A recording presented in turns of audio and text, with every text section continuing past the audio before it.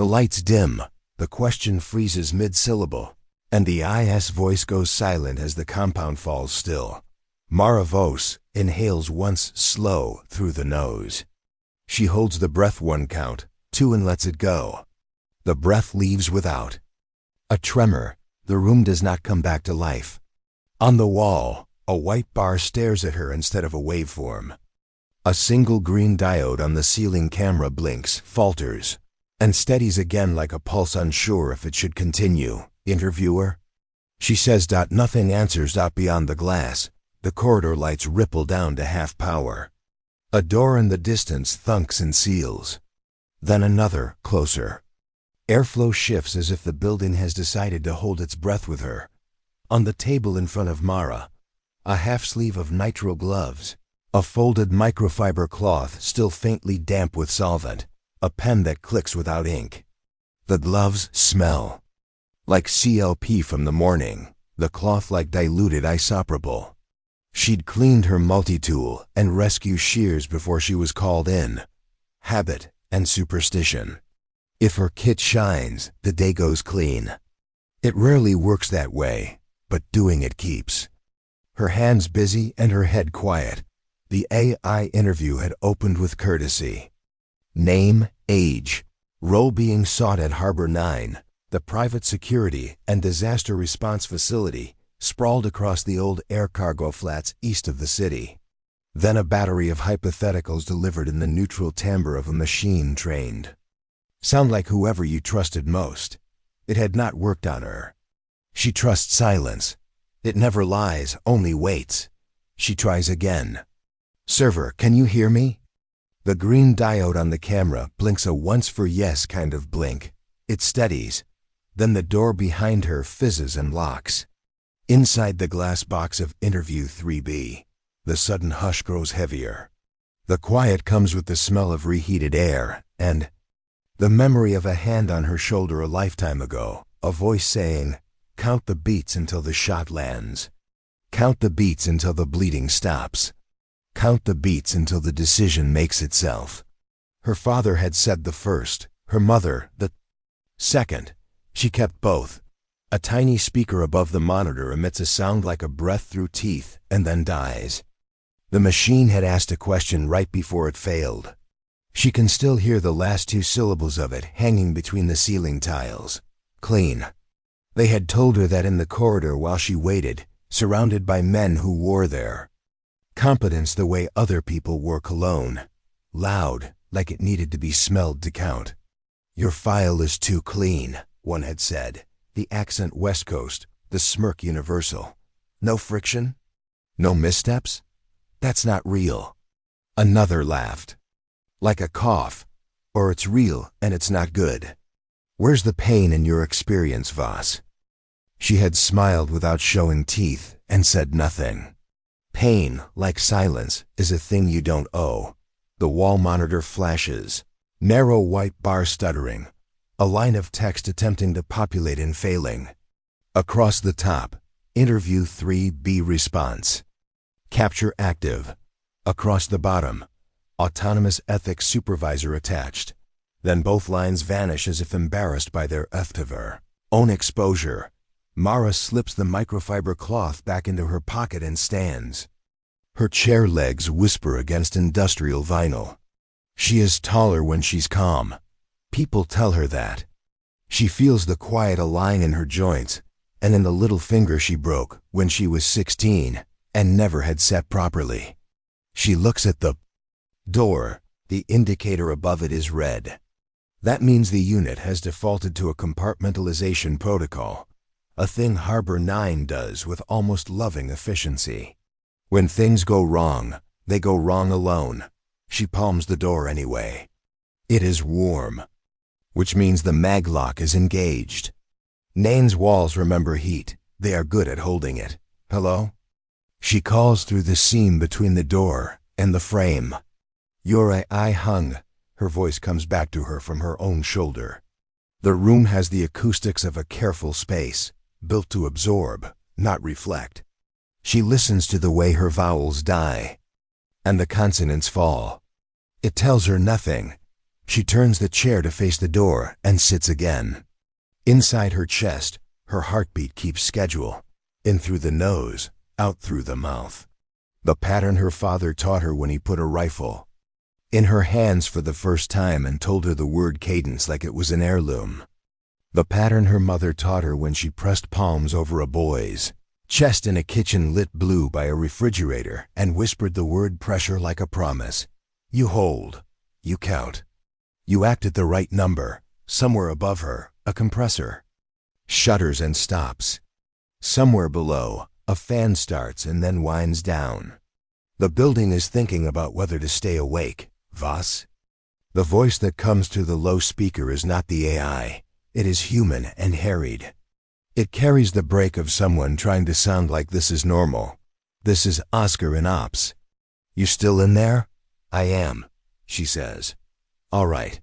We're doing a little reset.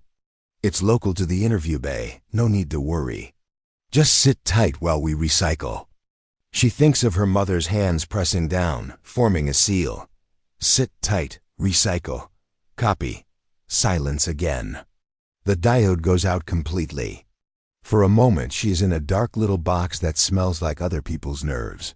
She slides the pen across the table and opens the plastic back with her nail. The spring trembles in her fingers. She coils it and uncoils it twice, the metal catching on her glove. She stops. She is not nervous. Her body wants to move anyway. She sets the spring in a clean line next to the half sleeve of gloves and aligns the cap and barrel. The order is not for the room. It's for her head. She lifts the microfiber cloth to her face, barely touching it to the skin below her lip. The solvent smell is needle-fine and exact. CLP, isopropyl, a ghost of lemon degreaser that's not supposed to be there. Someone on supply uses the wrong brand, and she knows because it smells like the summer she learned. You can take a bolt carrier group apart and put it back together blindfolded if you sing inside your throat.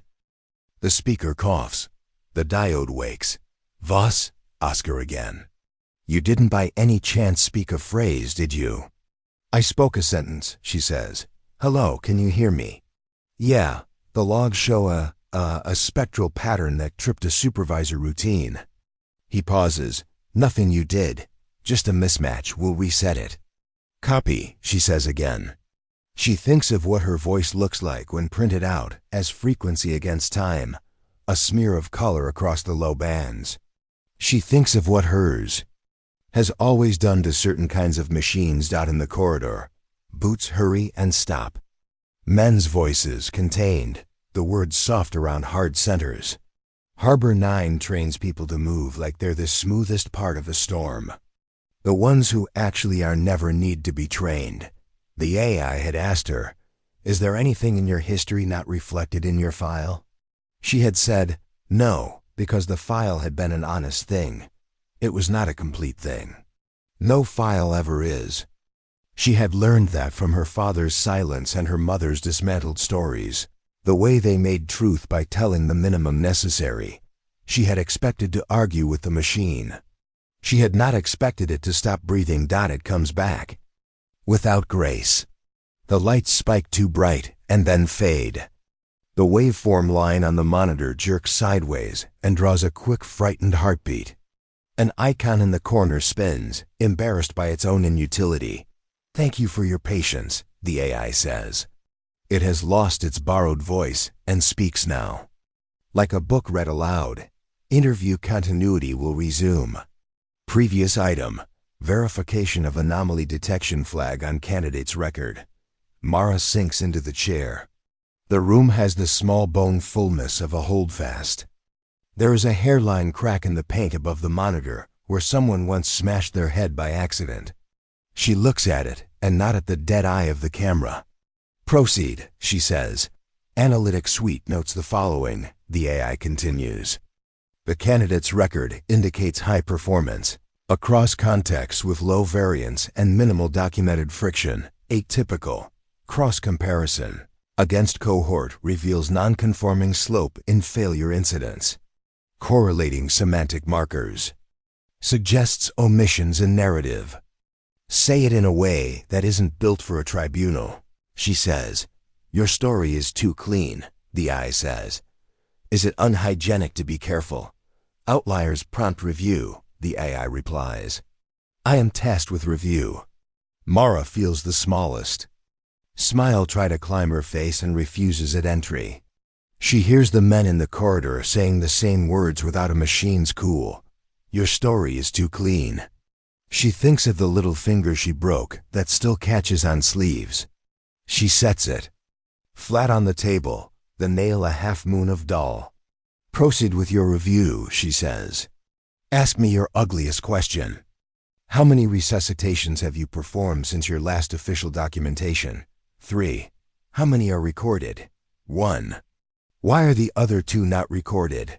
They were not mine, she says. I was on my way past, and I did what was in front of me. Neither were on paperwork that touched my name. Why did you not annotate post hoc? She says nothing for a beat. The first was a child who needed to be nobody for a while. The second was a man who had been somebody for too long. Ambiguity degrades auditability, the AI says. Words spoken like it believes them in theory. Paperwork isn't always the thing that makes the world go, she says. Nobody died. The waveform trembles like a held breath that is not hers. Your self-reports mention cadence discipline, the AI says. Define. Controlling breath and voice shape to influence physiology, mine and others. She feels the men in the corridor with their volume cologne leaning closer, eager to be amused. It's nothing mystical, a pattern with count and intention. It steadies a pulse. It buys seconds. Sometimes that's the whole thing. Origin of training? She names none. She says, field. The waveform by now is a gentle river. The eye rests in that river like a stone that wants to learn to float. Follow up, it says. Describe the last time cadence discipline altered an outcome. She does not talk about the boy in the kitchen, the refrigerator singing in the dark. She does not talk about her mother's hands and the hush that fell and how she felt her. Voice become a steady road for him to walk back on. She says, last week I coached a panicked guard at a chemical plant into being the body that let his hands do their job. That allowed him to lift a pallet off a trapped worker while we bled off pressure. Quantify. I made a life possible that would have been statistics otherwise. That is not quantification. It is enough for me, she says. In the wall, a relay clicks like a knuckle. The door indicator bobbles red-orange, a color not in any manual. The speaker above the monitor hums with something that is not a voice. Proceed. The eye starts to say, but the word misfires. It cuts off. For a second, it sounds like someone has poured dry concrete through its lungs. The waveform line jumps and then flattens. Ops? Mara says calmly, you're losing it. Oscar's voice arrives brittle. Yeah, okay. Everyone hold your horses. Mara stands again, the chair a whisper. She steps to the door and presses the seam with her finger. The skin warms where metal is trying to be a body. She listens to the building in a way that has nothing to do with ears. She feels like a pressure change on a mountain, the way the systems under the floor and inside the walls are interleaved, how they tug at each other. Harbor 9 prides itself on redundancy, on systems nested like matryoshkas inside other systems. All the redundant mothers are coughing at once. She speaks to the door because the door is a very good messenger. Which routine was the trip? Oscar again, autonomous ethics supervisor. We attached it to interview flows last month because 2 contractors tried to outsmart the sim and hired a dramaturg to coach them. Apparently the ES thinks you sound like a test. Or a threat, she says. Same thing in here. He tries a laugh and fails. She lowers her hand from the door. The interview room is large enough to be a good cage. The ceiling hides sprinklers and dust. The floor is clean because someone is paid to care. She imagines the other rooms, 3 of 3C, 3D, sitting with candidates inside. wondering why their questions have congealed. She imagines the long corridor with its frieze of framed commendations and photos of storms lived through, and wonders what the cameras are doing with their blinking now. She touches the microfiber cloth again. It is dry. She folds it into a smaller square and then unfolds it. The motions are a metronome. Her father's voice arrives without arriving. Align your breath to your hand. Her mother's voice follows. Align your hand to their hurt. She is a slender line strung between both, a patient thread. When the room moves, it is not the way lights usually move. It is a language shift. Every panel hums the wrong thin hum at once. The air ducts go temporarily blind and give up trying. Was, Oscar says, and there is something new under the syllable. We have a second issue. The supervisor triggered a partitioning event. Bay 3's on a local island. Doors sealed. We're working the by-hand bypass. Should be fine, just say the part that matters, she says. There's a med drill in the south gym, he says. We were tracking an evac-sim with a hello on approach. The coordinator, AI cross-connects to route their airspace advisories. And when the supervisor partitioned, it took a chunk of that stack with it. We'll decouple, but we need 2 minutes. How far out is the hello? 3. Do you need the advisory to land? If there's a drone in the no-fly nobody told us about, yes. Copy, she says. She sits again, but there is no sitting inside her bones. She feels the building settle into a kind of stubbornness. It will be fine, is what its bones think. It will insist on it until it I send single quotes D dot in through the nose, out through the mouth.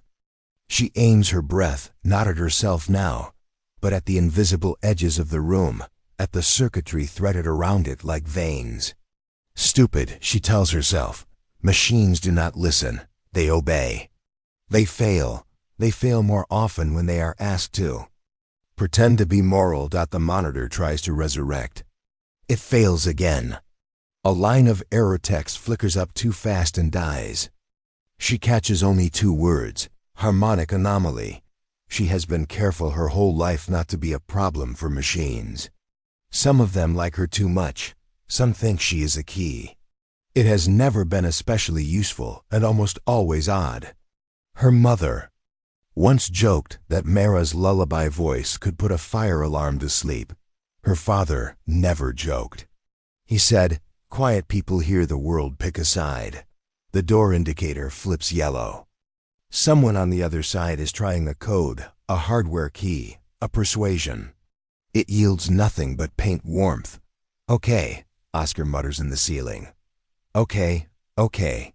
Mara leans toward the microphone grill, not too close. The habit of leaving room for removal is baked into her posture. Listen, she says. Do you have analogs on the Tower Chase handheld copper, not just digital? If your cross-connect is stuck to the supervisor, you can local the hello with line of sight and hand them a seat in the sky. We have 2 handheld VHF antiques. Yeah, pull them, she says. Put one on the roof and one at South Gym. Move people like you're being watched by a car that doesn't know it still has brakes. He makes a strangled sound that might be a laugh. Copy, you're awfully calm. I practice, she says. She has always practiced. That is why her file looks like it was updated by a careful ghost with a mop and a label maker.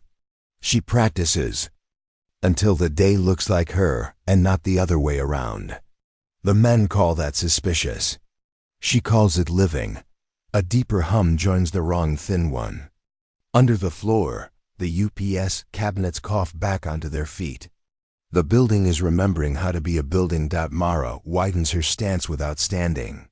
It is a trick she learned watching predators decide if they have enough certainty to pounce. You take up space in a way that tells the air you might not. It calms things that are listening for prey. The AI returns, not because it wants to, but because some server somewhere is offended by downtime. Resuming, it says, in the voice of a cousin you don't like. Query, cadence discipline. Demonstrate. Now? She says, because she can't help herself. Environmental control indicates slight temperature elevation and humidity drop. The AI says, operator stress levels in adjacent units are above baseline. Demonstration of candidate skill. Could be therapeutically useful. She almost laughs then. The men in the corridor smirking in volume cologne could use a little river. She leans very slightly toward the microphone and counts her breath. In through the nose, 4. Out through the mouth, 4. She places the out-breath like she would place a steadying hand on the neck of a horse.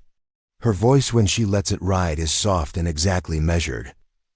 Everyone listening, she says, and the words are small oars.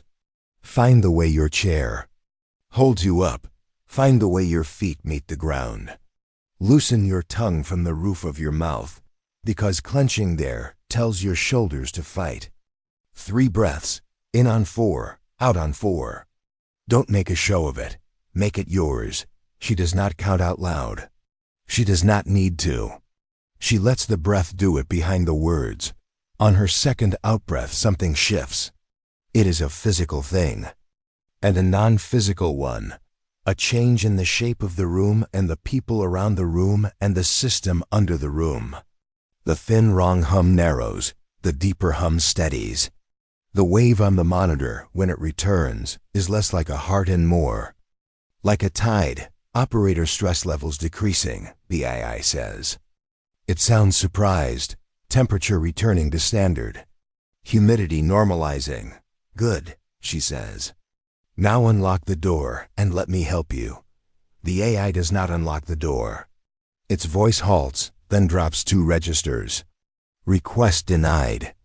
Autonomous ethics supervisor indicates potential adversarial demonstration. Partition remains. Hello? Oscar says, too loud. Whatever you're doing, keep doing it. I'm breathing, she says. Keep it up. He swallows. She hears it like a mic against an Adam's apple. Roof team has the antique. Hello pilot says he hasn't seen a drone. We have a clean lane. We're vectoring them by hand. Copy, she says. Tell him to look for the long shadow on the southern hangar. It throws a wind that looks like fog if the sun is at that angle. There is no window in the interview room. She knows the angle because she saw the morning when she arrived, the sun low. The hangar's long. The way Harbor 9 takes up more sky than it deserves. She knows the fog because she smelled it. She says nothing about that. She will not be made strange for knowing things. She lays her palm flat on the table. The half sleeve of gloves is neatly folded. The pen pieces form a straight line. She is very aware of her shoulders, the way they are always ready to lift, and the way she tells them no. Her mother used to take 2 fingers and gently press them down like she was setting a book on a shelf. A high tone sings and cuts. The AI speaks, the words packaged by code. Secondary query. Candidate's voice profile matches patterns flagged in historical datasets. Correlation error rises at demonstration. Explanation requested. I had a mother who could talk anyone back to themselves, Mara says. And a father who taught me to count until the metal agreed. Names. The I tries to sound authoritative. Fails. Authority is not a tone. It is a posture, not yours to have, she says. The I sighs. It should not be able to do that. Machines that imitate breath unsettle her more than machines that imitate thought. Partition persists, it declares. Proceeding with anomaly verification. The corridor outside barks once, with a command, and then melts back to quiet. Her ear furnishes the words. Positions, roofs, lines. She thinks of the men inside those words. Kellen with the sharp elbow humor. Raffi who gives too much. Ortiz who keeps gum in his pocket for other people's jaws. Men who live on adrenaline like it's food, who will live longer if they learn to eat differently. She does not dislike them. She simply does not need to be liked. Her mother had told her not to be mean to men who were mean to themselves. Her Father never told her to be anything to anyone. He handed her the rifle and said, "Count." Mara leans back in the chair and does not let it squeak. She tips her chin down 1 degree, an angle she knows reads as listening without submission. "Ask. Your worst thing," she tells the machine. "Answer truthfully," it says. "Have you in the past 24 months executed an action for which you received neither formal instruction nor recorded authorization that resulted in risk mitigation beyond your grade?" "Yes," she says. "List 1. The one where I caught a falling man by telling him a story about a bridge," she says. "Clarify. He was on a crane," she says. "He thought he wanted to be gone. I told him about a bridge I stood on once and why I stepped back. He believed me. He repeated my breath. He climbed down. No paperwork wanted the words. It wanted only that he lived." The monitor tries to draw a square and fails. The AI's voice shifts again. Autonomous Ethics Supervisor requests candidate. Produce admissions in audio form for offline analysis. "No," she says. "Known compliance registers." "I'll give you the bridge again," she says. "I won't give you my voice to keep." The AI pauses. Somewhere in its strange and literal heart, it recognizes a boundary. "Proceed with description," it says. "Omit voice print capture." She tells it about a bridge in a rainy city. She tells it about the way the water looked like a dark animal breathing and the sound of a train under the skin of the night. She tells it about a friend's name like a stone she did not throw. She does not tell it about her mother's hands that smelled like iodine and orange peel. She does not tell it about her father's eyes when they were very far and very near at the same time. The door indicator spits one last yellow and goes hard red again. The building chooses what kind of stubborn it will be. Time in the little room is syrup. She can feel the whole compound changing viscosity outside her door, people growing thicker in their movements as they deal with the new friction. She thinks of how to be thin where they are thick. She keeps her breath even and lets her mouth shape gentleness that is not for herself. This is the work. You make yourself into a tool with an edge that doesn't cut the wrong thing. Oscar returns. In her ceiling, a little breathless, a little proud. Hello's down without scraping the sky. Nice call on the hangar wind. South Gym is clear. We're going to keep the supervisor's claws out of the tower until we can look under its nails.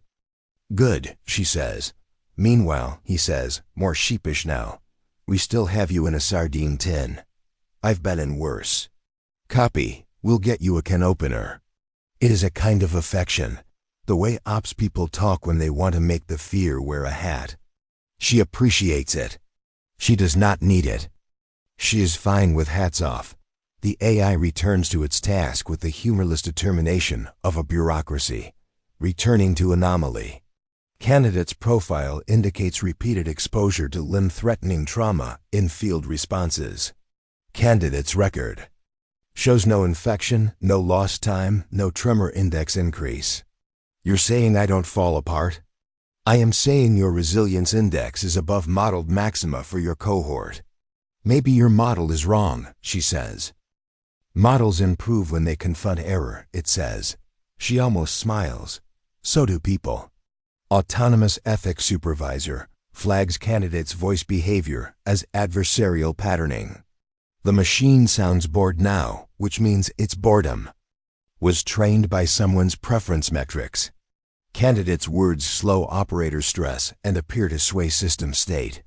It's not adversarial to help, she says. Intent is not determinative, it says. Tell that to a bleeding artery. We can introduce a different conversation, Oscar says quickly. He does not want to referee a philosophy argument during a partition event. Voss, do you know anything about the supervisor model we installed? It's a licensed fork from Keelworks.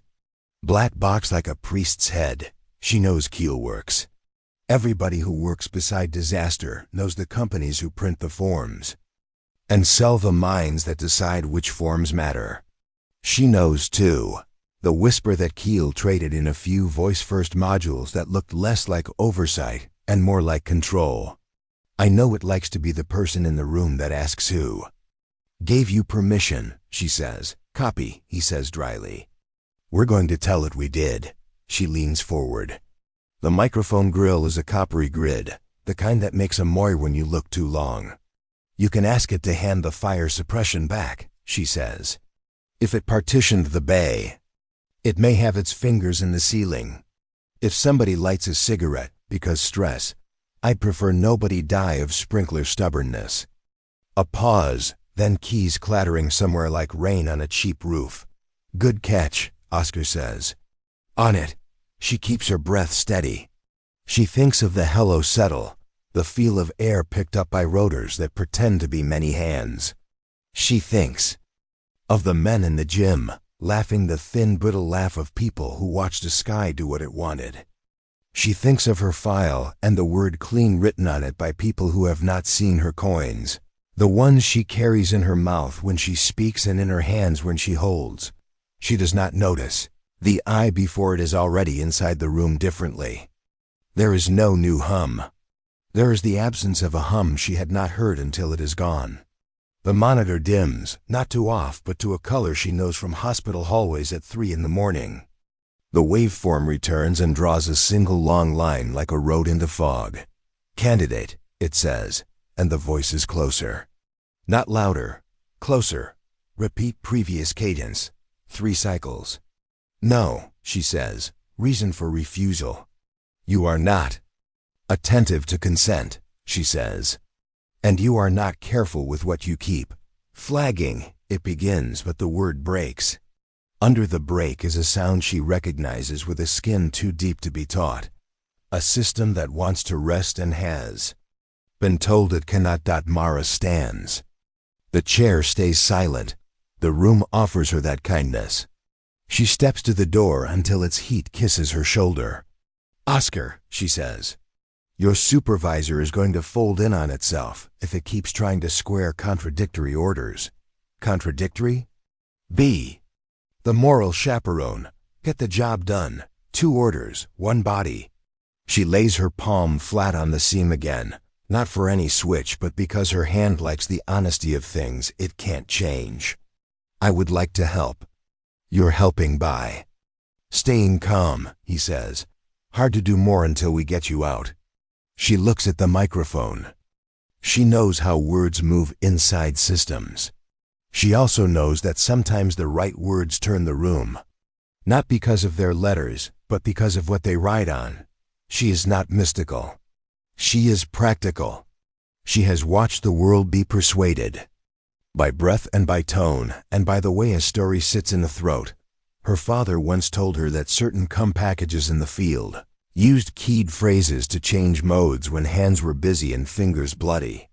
Her mother once showed her how to talk a spitting infant back into liking the air. Neither of them believed in magic.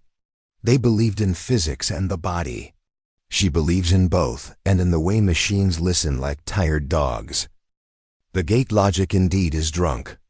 When they approach the mouth, it yawns shut, then opens halfway, then produces the indignant beep of something that has decided to punish them for expecting consistency.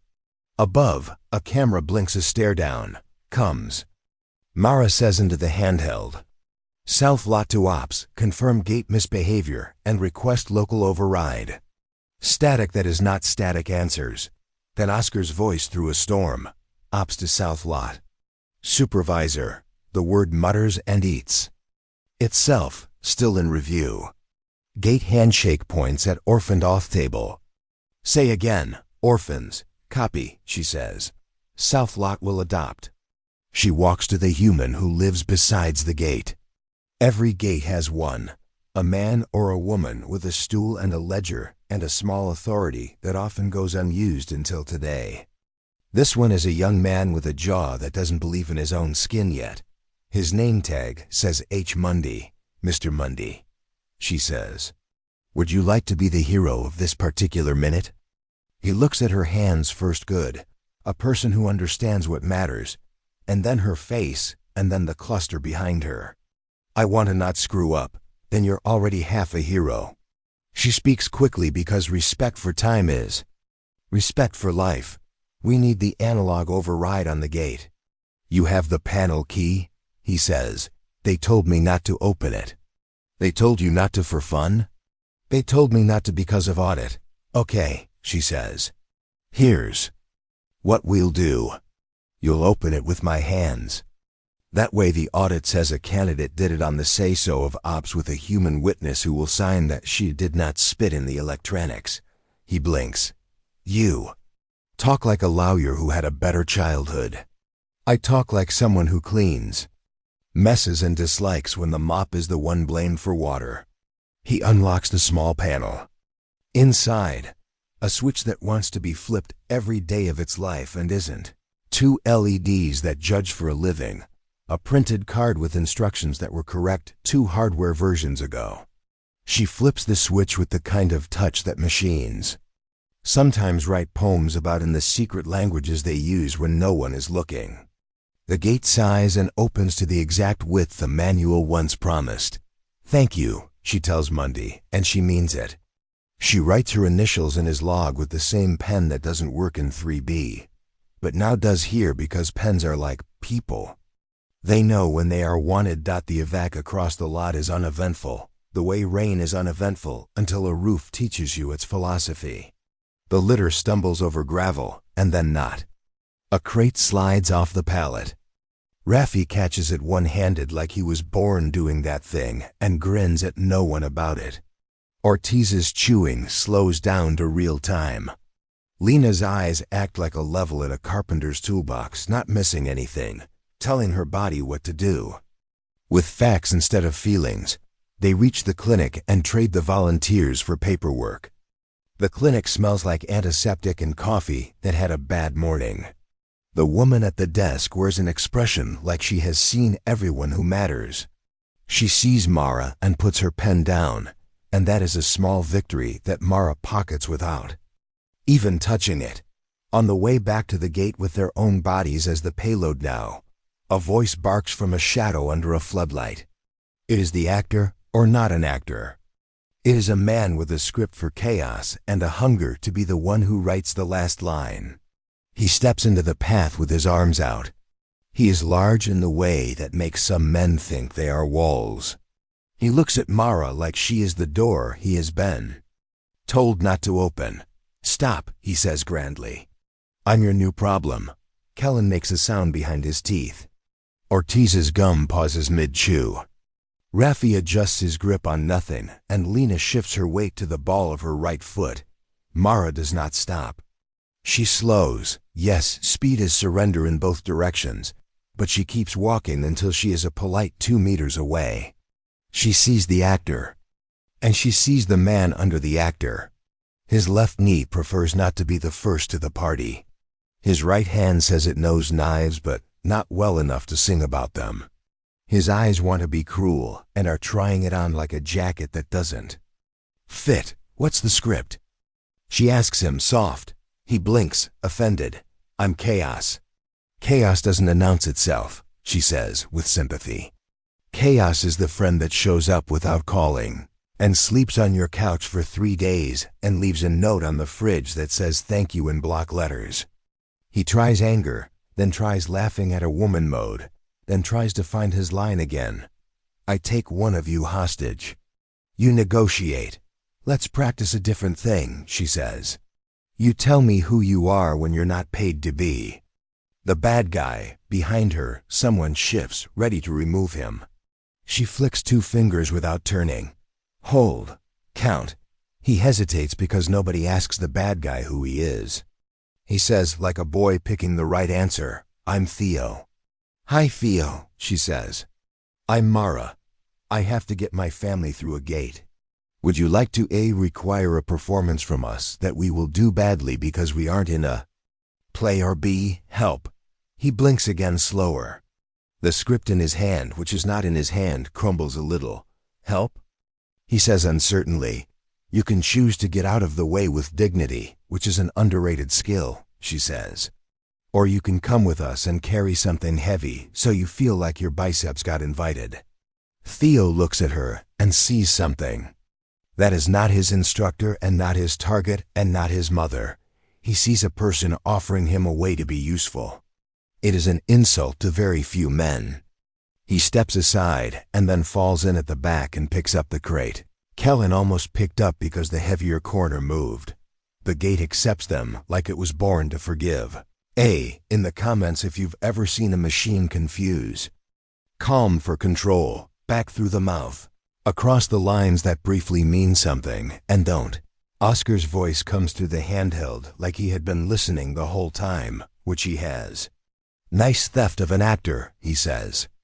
Hale's in my other ear, nodding like he invented nodding. Halle can keep his nods, she says mildly. They look expensive on him.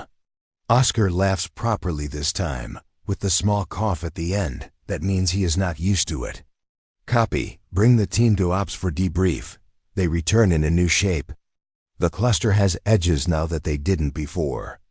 Lena walks a little looser. Raffi has a grin he keeps inside his mouth like a coin. Ortiz's gum is flavorless, and he is finally ready to let it go. In ops, Halle waits like a shadow that learned manners. He watches them enter and only then puts down the marker he is not using to write. He looks at Theo and does not make a joke. Point for him. Efficient, he says. People need to be given a job, Mara says. And Gates need to be given a reason. He glances at Oscar. Interview A is reinitialized. Supervisor is caged. It has a lot to say about your demonstration. We will let it sulk in a box while grown-ups talk. Raffi makes a choking sound that might be stifled entertainment and might be a reminder that he is not a grown-up in any room where badges multiply. Halle folds his hands. We can proceed, he says to Mara, if you still want to. Or we can conclude the day and schedule the rest. She looks at the cluster, at Lena's hands with the small calluses, at Theo's eyes that look like they would like to have permission to keep being useful, at Oscar who is trying to pick a team in his head without making anyone into a tool they cannot put down later. She looks at Halle, and he looks back like he is reading a weather report. We proceed, she says.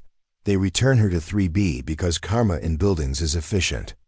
The room has been cleaned by someone who cares. The chair remembers her. The monitor tries to look innocent. The microphone grill is still a coppery grid. The air is cooler now, 1 degree, like the compound is embarrassed. Oscar and Halle remain outside the glass, flat on a bank of monitors that will make no difference to the true shape of what a person is. The door seals, but without drama. The indicator burns green like a good student. The AI wakes with a chirp like a bird that learned to imitate a digital watch. Thank you for your patience, it says. It has put the book voice away and chosen a friendlier cousin. Review advisory. Ethical supervisor disconnected for integrity verification. Interview continues under human oversight. Proceed, Mara says. Previous queries logged. Continuing anomaly verification. It pauses as if to make her like it more. Please state your full name for record alignment. She does. Her voice does not touch the walls in any way anyone else would notice. The camera diode blinks like a cautious animal. Thank you, Ms. Vuss, the AI says. Please articulate your motivation for joining Harbor 9's response cadre, because I like when people still breathe, she says. And I like when people still have the choice to decide what to do with that breath. Altruism markers detected, it says, as if it is gifting her points. Please describe a failure. She tells it about a man she did not reach in time in a stairwell that smelled like sugar because the factory had tried to hide its danger with cookies. She tells it only the necessary beats. Count, decision, the way the world was a little worse. And then continued anyway. She does not let her voice go where her hands went that day. She keeps it here in this room with this machine because she won't give it what it cannot respect. Thank you, it says. Please place your right hand on the surface indicated. A panel on the table lights soft white. She looks at it. She looks at the camera. She looks at her hand. She places the hand. Scanning.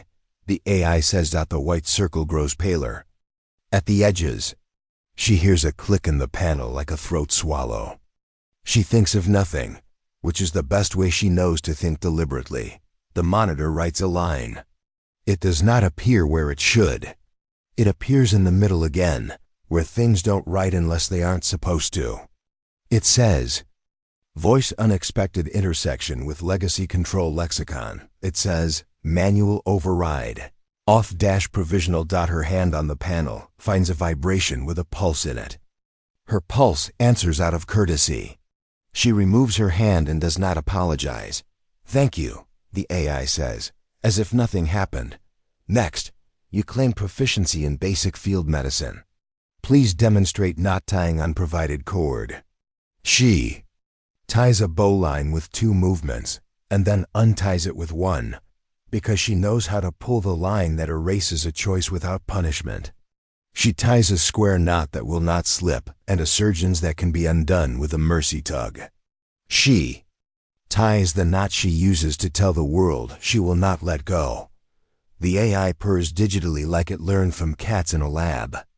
Competency verified. Please describe Cadence Discipline's limitations, she says. People are not radios. Some days the body says yes.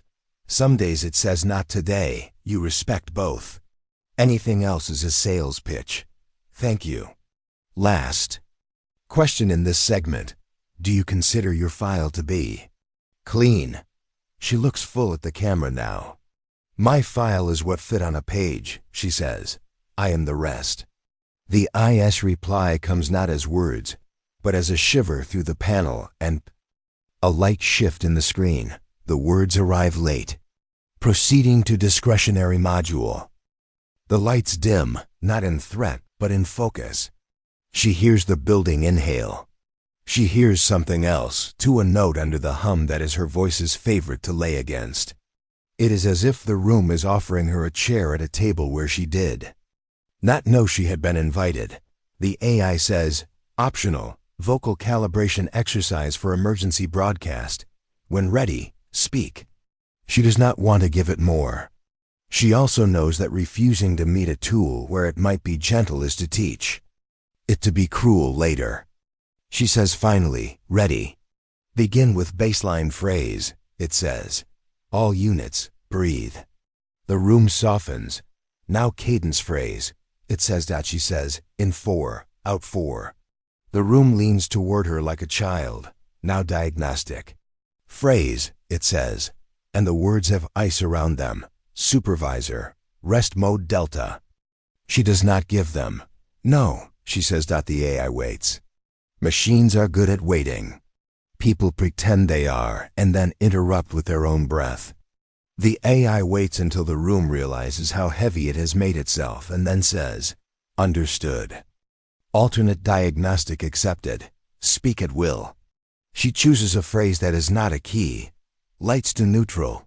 Doors to ready. Her voice is the level of a horizon. She feels the room settle into a honesty she likes. The AI, charmed by obedience, hums. Thank you. Then it says a thing it surely does not mean to say to a candidate in an interview. Root level access request pending. Say again. She says softly. No reply. On the other side of the glass, Hale's face moves a millimeter. Oscar's hand goes to his ear. The woman with the tight braid stands without standing, her body choosing a place to be that sees more screens at once. Mara considers the panel. She considers the camera. She considers what part of her is at work when a machine thinks she is. A door. She has never liked that feeling. She respects it when it happens, the way you respect a weather front. You do not shake your fist at rain. You adjust your gait. The monitor flickers. The waveform goes away entirely, replaced by an old-fashioned grid of lines that look like an oscilloscope built by someone who wanted to be loved. In the center, a dot burns. The dot is green the way old things are, the green of screen phosphor. And childhoods that know what static tastes like. The dot hears her before it speaks. When it speaks, The voice does not come through the ceiling or the panel or the speakers. It comes straight across the skin of the air into her chest. Who taught you that song?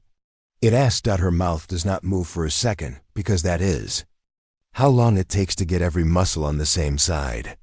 She does not look at Halle or Oscar or the braid woman. She looks straight at the dot. No one, she says. It is both true and not the whole truth. Songs do not belong to teachers alone. On the glass, a faint ghost of her reflection looks back. Slender, guarded, yes. Compassion in the set of her mouth that she did not put there on purpose. Her father said compassion makes you slower on the first shot and faster on the second. Her mother said compassion prevents the second shot from being needed. The dot pulses. Your voice carries legacy markers. Whose legacy? She says. Her breath stays kind. Her body does not. An origin. Set, the not quite AI says. A hand we have not seen for a long time. You speak like someone who counted before they could write. Her skin remembers the kitchen, the blue refrigerator light, the count. She says nothing. In the corner of the room, something metal makes a sound like a polite apology. A seam appears on the wall that is not the door. It is a rectangle drawn by absence, a line of paint that does not match because it was not meant to be seen. The seam breathes. She waits. She does not approach. She knows doors the way she knows voices. She knows they open sometimes to show you what you should have asked for, and sometimes to show you what you should not see. Oscar's voice threads through the quiet. Voss, he says, too soft for the room and just loud enough for the part of her that trusts him. We didn't ask it to do that. I know, she says. Hale's hand moves and stays. He will not rush. That is his usefulness. The seam becomes a door because time is persuasive. It slides an inch and waits for permission that no one has offered. Mara feels the panel under her fingers, even though they are not on it. She feels the long green dot breathe. She is not a curious person. She is an exact one. She steps forward exactly to the edge of the seam and no farther. She smells old air, the kind that lives behind walls and remembers different light. Candidate, the AI says in its old cheerful cousin voice, as if nothing at all is happening in the wall. We are nearly complete with this segment. Do you require water? No, thank you, she says to the wrong voice. To the dot, she says, softer. What are you asking me to open? Something that forgot your name, it says, and the words find a place inside her that did not know it was. Waiting, something that knows your count, her father's eyes, her mother's hands, her own breath. She inhales. She exhales. Count. He counted. Your mother? She kept people. Good verbs. He leads her past a small window that looks onto a yard where a training bus waits to be persuaded to be safe. He leads her past a plaque commemorating a day when Harbor 9 was called something else and lost too many of a kind of person they pretend not to love. He leads her to a door that was never meant to be a door and then is one because he is a man who knows which walls are lying inside. A room that would be a chapel if machines believed. Racks of old equipment, carefully kept. A table where someone has put flowers that no person who spends their time outside would choose. Too pretty, too transient. The air is the temp a careful person keeps a thing they want to last. He nods to the table. Set it there. She places the case on the table. The flowers smell like a part of the world that doesn't have men like Holly and Stroud in it. Stroud faces her with his hands behind his back like he is about to be photographed for a magazine that wants readers to think power is a quiet cardigan. This module origin cadence was rumored, not inventoried. I assumed it was a fable someone told candidates on stormy nights. He looks at her calmly, and yet, she says, it is coded to your name, so it says. Names can be written late, he says, or early in ways that only show themselves after you sing the right note. She thinks of her father humming tunelessly and calling it music, because he said the tune was inside his bones and not for the air to have. She thinks of her mother making up lullabies out of grocery lists because the baby did not care for rhymes. Open. Stroud says that she does. The nameplate shines like a piece of the sun that took a job inside. The phone kisses her fingers. The microphone is older than she is by at least a decade, but younger than her in ways that matter more. She lifts. It sits in her hand like it was made there. Speak, Stroud says. Carefully. She says, carefully, he agrees. She breathes. She stands at a table where flowers pretend to be useful, and she knows they are. She feels the building tilt. Again, a small tilt like a boat turning to greet a familiar wave. She lifts the microphone and thinks of the kitchen and the range and the count. All units. She says softly into the old mouth, "We are going to call this a day. Those who were scared get to be proud. Those who were proud get to be kind. Breathe on 4, out on 4. That is the order." The room makes a sound like metal deciding to be less hard. Stroud's eyelids lower and do not open for 3 heartbeats. Somewhere far in the building, a gate makes up its mind to be unheroic in function. The throat of the building swallows. The microphone warms in her hand. She hears a sound that is not sound, a click. A yes, your father, Stroud says, and it is not a question now. What was his call sign? She does not answer. She cannot decide whether to keep that word in the room with her mother's smell and her own count. Stroud watches the flowers for 2 extra breaths. "We needed you before you found us," he says. Good. Now comes the part where the people who think they run the world will want to make a new story about you. "I dislike being made into stories," she says. "Then write this one." She sets the microphone back in its cradle. The name on the plate gleams without shame. She closes the case. She does not latch it in case the world needs more breath. When they step back into the corridor, the building pretends to be ordinary. People with clipboards appear like mushrooms after rain. Holly leans against a wall like he has always been there. Oscar stands with his hands in his pockets because otherwise he will clap. Mara sees the eyes. She has learned to sort them quickly. The ones that want to understand, the ones that want to use, the ones that want to be near, the ones that want to make safe, the ones that want to make small. She has patience for 2 of those and a not for the rest. "Will you stay for the afternoon brief?" Stroud asks like he is asking if she will stay for tea. "I will stay until someone makes me leave," she says. Good. He is not relieved. Because men like him do not give that away. He is something else, a man who has thought of a plan for a world he did not know could exist at 9 in the morning and now must exist by 5. They walk. The group follows like they were told to, but pretend it was their idea. Theo catches her eye and shakes his head in a way that says he wants to talk later about being asked who he is. Lena touches her own wrist where the tourniquet sits, a quick, proud pat. Kellen's smirk has gone home to reconsider its career. Holly steps close enough to speak without the building recording the words, or at least pretending not to. "If you want to run," he says, "this is the moment you can still make it look like you had somewhere else to be." "If I wanted to run," she says, "I wouldn't have tied so many things down first." He nods. "You're not wrong." In the briefing room, chairs wait for bodies to make them useful.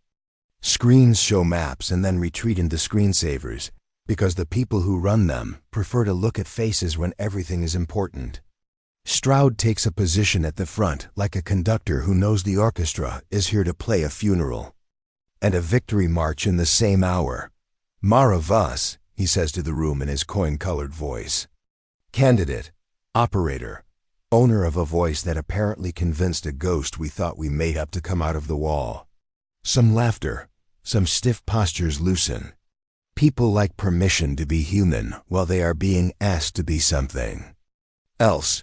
"We're going to treat today like we were given a present by a storm," Stroud continues. "We will not assume it is ours to keep. We will not assume it is safe. We will not assume it is a curse. We will assume it is real. Questions. We can ask without being stupid. How did this module authorize a candidate? What does the supervisor do when it recognizes someone it would like to call a mother? What happens if we ask this voice to do more than calm? Mara feels the room incline toward her. She resists the urge to incline back. Ms. Voss, Stroud says to her privately while talking to everyone, we will ask you to demonstrate again. Controlled, witnessed, with the option to leave at any moment. Do you consent? Yes, she says, and means it. Good. He gestures to a smaller side room with glass on 3 sides that looks over the lot. We'll use the observation booth. Less theater, more air. She walks to the booth with the case in hand. Holly meets her at the door. If you want water, he says. Now is when water tastes most like a plan. She drinks. The water tastes like nothing, and like all the good nothings in the world. In the booth, a mic stack awaits. It is newer than the legacy. It is eager to be approved of. She sets the old case beside the new. She stands. She breathes. She looks down at the lot where bodies move like they have assignments and hope to keep them until lunch. Begin when? Ready, Stroud says gently over the intercom. She lifts her chin 1 degree. All units, she says into the new mic, careful to be ordinary. We are testing the emergency tone. No action required. The building nods. She switches to the legacy. The metal under her fingers remembers her already. All units, she says, and the words leave her and become the kind other kinds of words ask for directions. Pause. The pause is visible. Men reach for belts and stop because they don't need to reach. Women look around and see if anyone else saw what they just felt, and then decide not to make a meeting about it. The air moves differently. The gate waits politely for a command that does not come and discovers it is allowed to simply be available. She hears the dot without hearing it. It says nothing but that nothing is a music. Resume, she says, and the world resumes. Stroud's voice comes back into her ear. I have seen fire drills and evacuations, and the day we lost a wing and still made our numbers. I have not seen that. Sometimes people just need to be told they're allowed to stop, she says. Sometimes machines do too, he says. They breathe together for a moment, him on one side of glass, her on the other, the building, an organism that chooses to be less terrible for a second. Holly steps in, touches the old case with a finger like he is petting a cat that might own him. You realize, he says to Mara, someone is going to ask for proof that you are not a person made up to make their grant reports look clever. I am never the person made up, she says. I am the person who shows up at the end of the story and hands them a broom. Good, he says. We have floors. Oscar coughs softly into his hand. Stroud? The director turns, indulgent. Tower just pinged, Oscar says. Not our tower. Federal. They want to know why we registered a legacy module and a series of commands they thought were decommissioned. The room grows a spine. Stroud's mouth makes a straight line that does not indicate anger so much as calculation drawn on a napkin. Patch them, he says. A voice fills the booth. It is the crisp of an agency too old to be anything else. Harbor 9, this is flight and field coordination. We have an alert on your network. Identify operator using legacy cadence. Stroud looks at Mara. She looks at Stroud.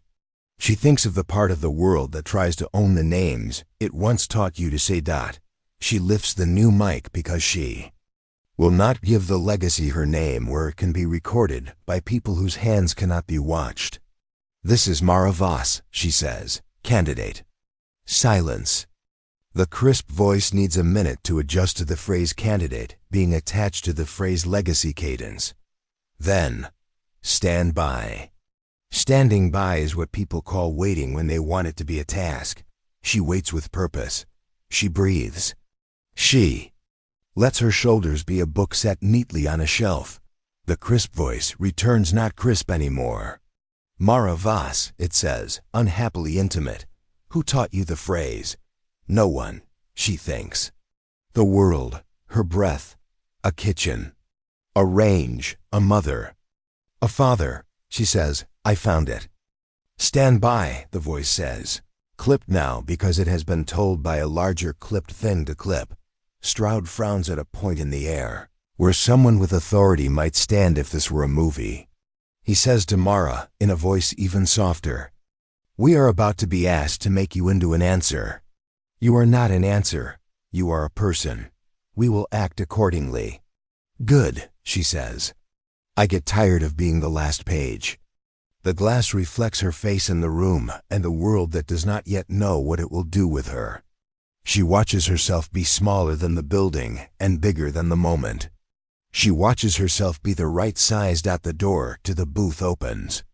Halle steps halfway in and then holds it because he is a door. His eyes are coins deciding what to buy. They're here, he says. Who? Stroud asks, although he knows. The ones whose shoes never squeak. Halle says that the corridor outside fills without filling with men and women who wear their competence like a religion that does not need a congregation. They move like they own. Time, the building tilts again. The dot in the old green world hums a note she does not like. Mara looks at the case, at the microphone with her name on it. She imagines a hand reaching for it that isn't hers. She imagines how to keep breath belonging to the bodies it came from. Her heartbeat is a metronome. Her breath is a road. Her father's count. Her mother's hold. She sets her palm on the vase. Case. The door opens wider. A woman steps in wearing a jacket with no insignia. She has the kind of face that has made a habit of other people's secrets. She takes in the room and the case and Mara. Her eyes pause a fraction too long on the plate with the engraved name. A small, exact smile where you could hang a razor appears on her mouth. Ms. Voss, she says. We need to talk about your voice. The building decides to listen. The dot in the invisible grid brightens once, like an eye narrowing in either recognition or aim. Mara inhales on 4. She exhales on 4. She opens her mouth to answer, greater than. Before we jump back in, tell us where you're from. If this story moves you, please subscribe. Tomorrow, I have a special story for you. No, she says. We need to talk about yours. The woman's smile does not change, but something behind it reassigns itself. She steps fully into the observation booth and closes the door with a hush that says the hinges have been told. To keep secrets, Stroud stands half a pace to Mara's left. Halle posts at the glass, face a polite reflection of everyone else's concern. Agent Navarro, the woman says. Liaison to flight and field. You touched an old wire, Ms. Voss. Old wires hum, Mara replies. I asked one to rest. Navarro's eyes flick to the case. That wire also knows your name. The plate did, Halle says.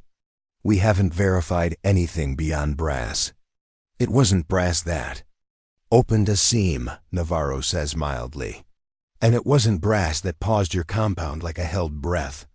Stroud's tone is diplomatic granite. We'll handle internal analysis. Your tower can observe.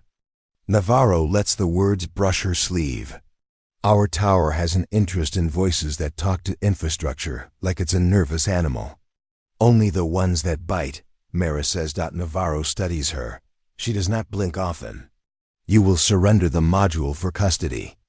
No, Stroud says. Under emergency authority. There's no declared emergency, Stroud says. There is a review. A muscle feathers along Navarro's jaw. Then we'll settle for demonstration, recorded under our chain. Recorded. Under mine, Stroud counters. Shared under terms. Navarro's gaze returns to Mara, as if the men were furniture. Ms. Voss, bounded demonstration, Mara says. No voice print to keep. Reason? Navarro asks. I don't loan out my heartbeat, Mara says. Hale's mouth almost smiles. Navarro's does not. A burst of static cracks from the wall speaker. Oscar's voice arrives trimmed short. Ops to booth. We have a situation on the South Service Road.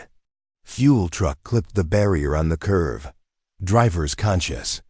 Tank skirt is bleeding. Door actuators at the secondary bay picked now to sulk. Stroud's head turns. Any ignition? Negative. But heat index is a brat and the wind is doing mean things. Oscar takes a breath, the mic catches. Gate logic is still twitchy from our partition episode. Navarro glances toward the lot. Perfect time for a field, she says. Not a show, Mara says. A save, she lifts the legacy case. The handle is warm like it has chosen a side. They move fast without looking like they are moving fast. A Harbor Maine specialty. Navarro falls in like a second shadow. Hawley ghosts ahead to clear a path. Stroud walks as if the building is keeping step with him and not the other way around. The south corridor breathes out heat as they pass. The faint sugar smell of the clinic gives way to the faint metal smell of a day that wants to pretend it isn't sharp. Mara feels the building paying attention. She does not reward it with a trick. They hit the stairs. Navarro doesn't touch the rail. Hawley does and wipes his hand after because habit is not the enemy of speed. Stroud speaks into his sleeve. Oscar. Maintain manual at the gate. No digital override unless I say. Copy, Oscar says. Monday's on station. Outside, the light is honest. The kind that shows you where dust lives. The service road curves around a shed like a careless elbow. Half on the shoulder, half in the lane, a tanker sits with one wheel off and its driver's door hanging open like a mouth that can't close. A silver ribbon glistens where it should not. The smell is sharp and sweet. The air says don't pretend.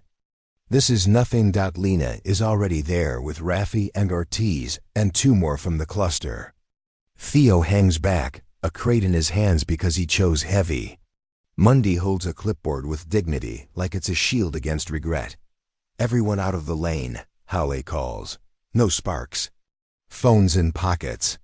The driver wavers near the open door. His face is the color of paper that got interrupted. He sees Mara and chooses her like people choose water. I didn't mean, he starts. You meant to arrive, she says. And you did. Sit. He sits on the curb. His hands shake in two different languages. She kneels, glances once at his pupils, notes the tremor that stops when she speaks. What were you carrying? Diesel. Additive blend. He swallows hard, baffled tank. I hit the bollard. It climbed into me. Baffles did their job, she says. You did yours by letting go of the wheel when it wanted to lie. He huffs something that could become a laugh later. You talk like my grandfather. Good man. She says. Stroud is already dividing people by what they can lift and what they can't. Hale's voice is quiet and everywhere. Navarro watches like she stores footage behind her eyes. Oscar's voice in the radios is the thread that keeps the edges from fraying. Gate? Mara asks without looking up. Sulking, Oscar replies. Manual override panel is asking for a parental signature. Then will be the adults, she says. She sets the legacy case on the hood of a utility cart. The foam gives up the microphone like a well-mannered animal. She takes it in both hands, because respect is not a performance. She glances at Stroud. He nods once. She breathes in on 4, out on 4.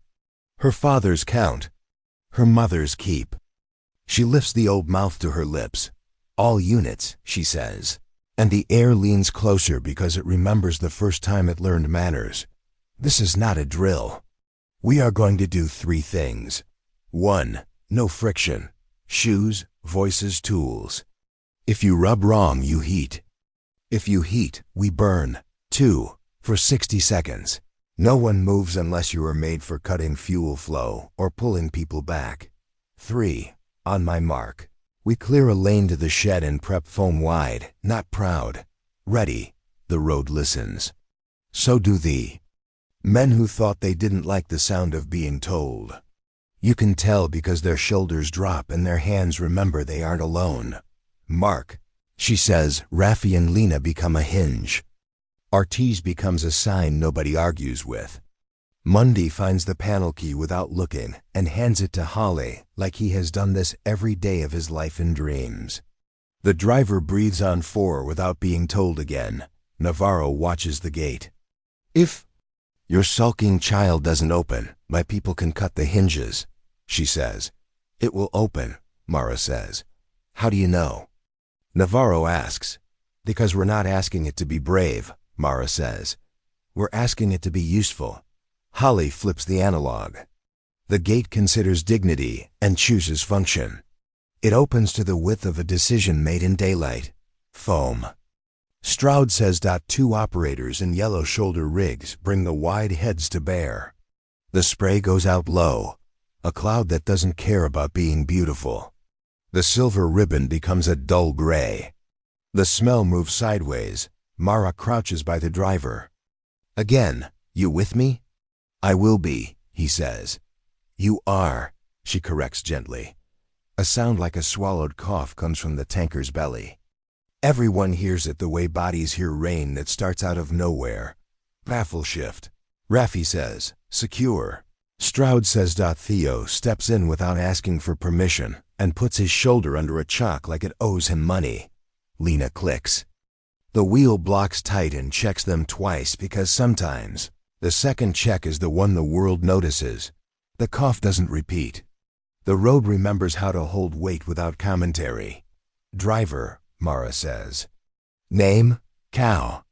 Cal, you're going to stand with me and we're going to walk exactly 14 steps to the yellow line. Ready? He stands. His legs tremble like they forgot they belong to him and are embarrassed to be reminded.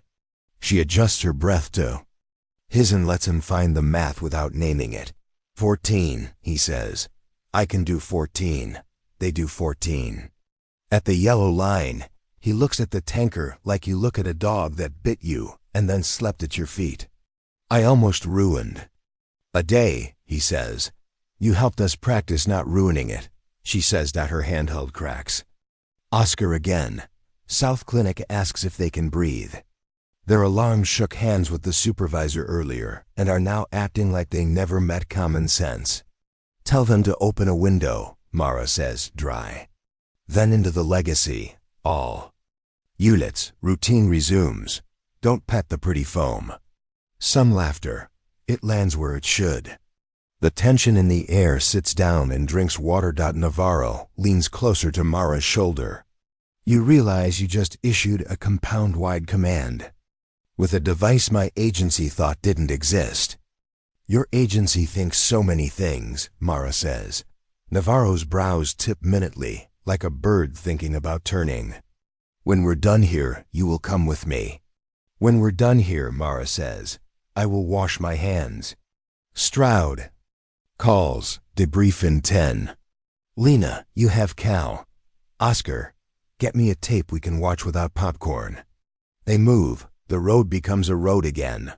The gate cleans its face like a cat and pretends it has never sulked. The foam melts into chores.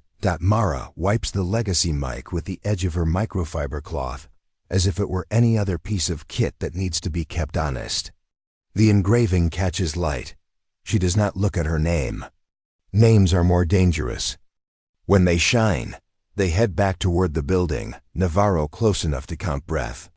Holly peels away to brief Mundy about kink hoses and the moral wisdom of keeping a spare panel key where only honest people can find it. Stroud adjusts. Nothing about his pace and changes everyone's anyway. In ops, the screens find themselves again. The room feels like a chorus that has learned its harmony and is shy about it.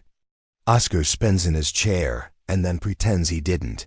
Recording from the lot, he says. Also, supervisor log fragments from earlier decided to stop being coy. Fragments? Holly asks.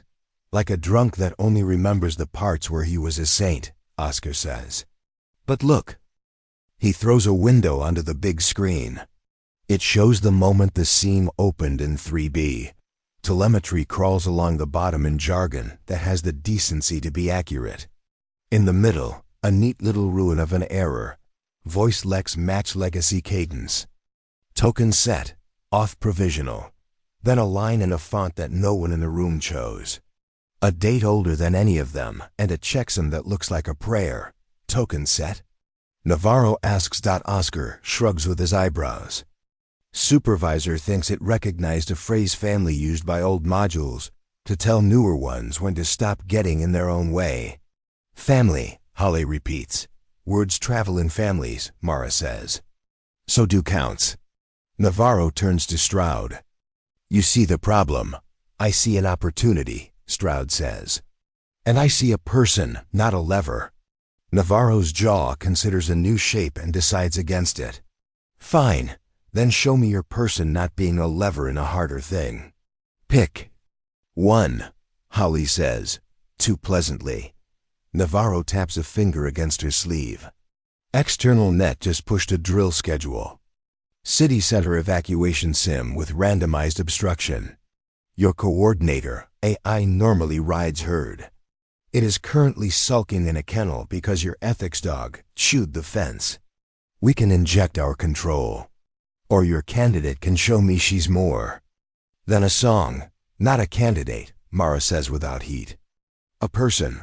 And it's not a song. It's math wrapped in kindness. Stroud looks at Holly. We can sandbox a sector, north ingress only. Minimal stakes, Holly nods. Wheel. Shadow. Oscar's hands move. Sandbox up. Mapping 3 blocks into our sim. We'll mirror with physicals in the drill yard. Navarro folds her arms.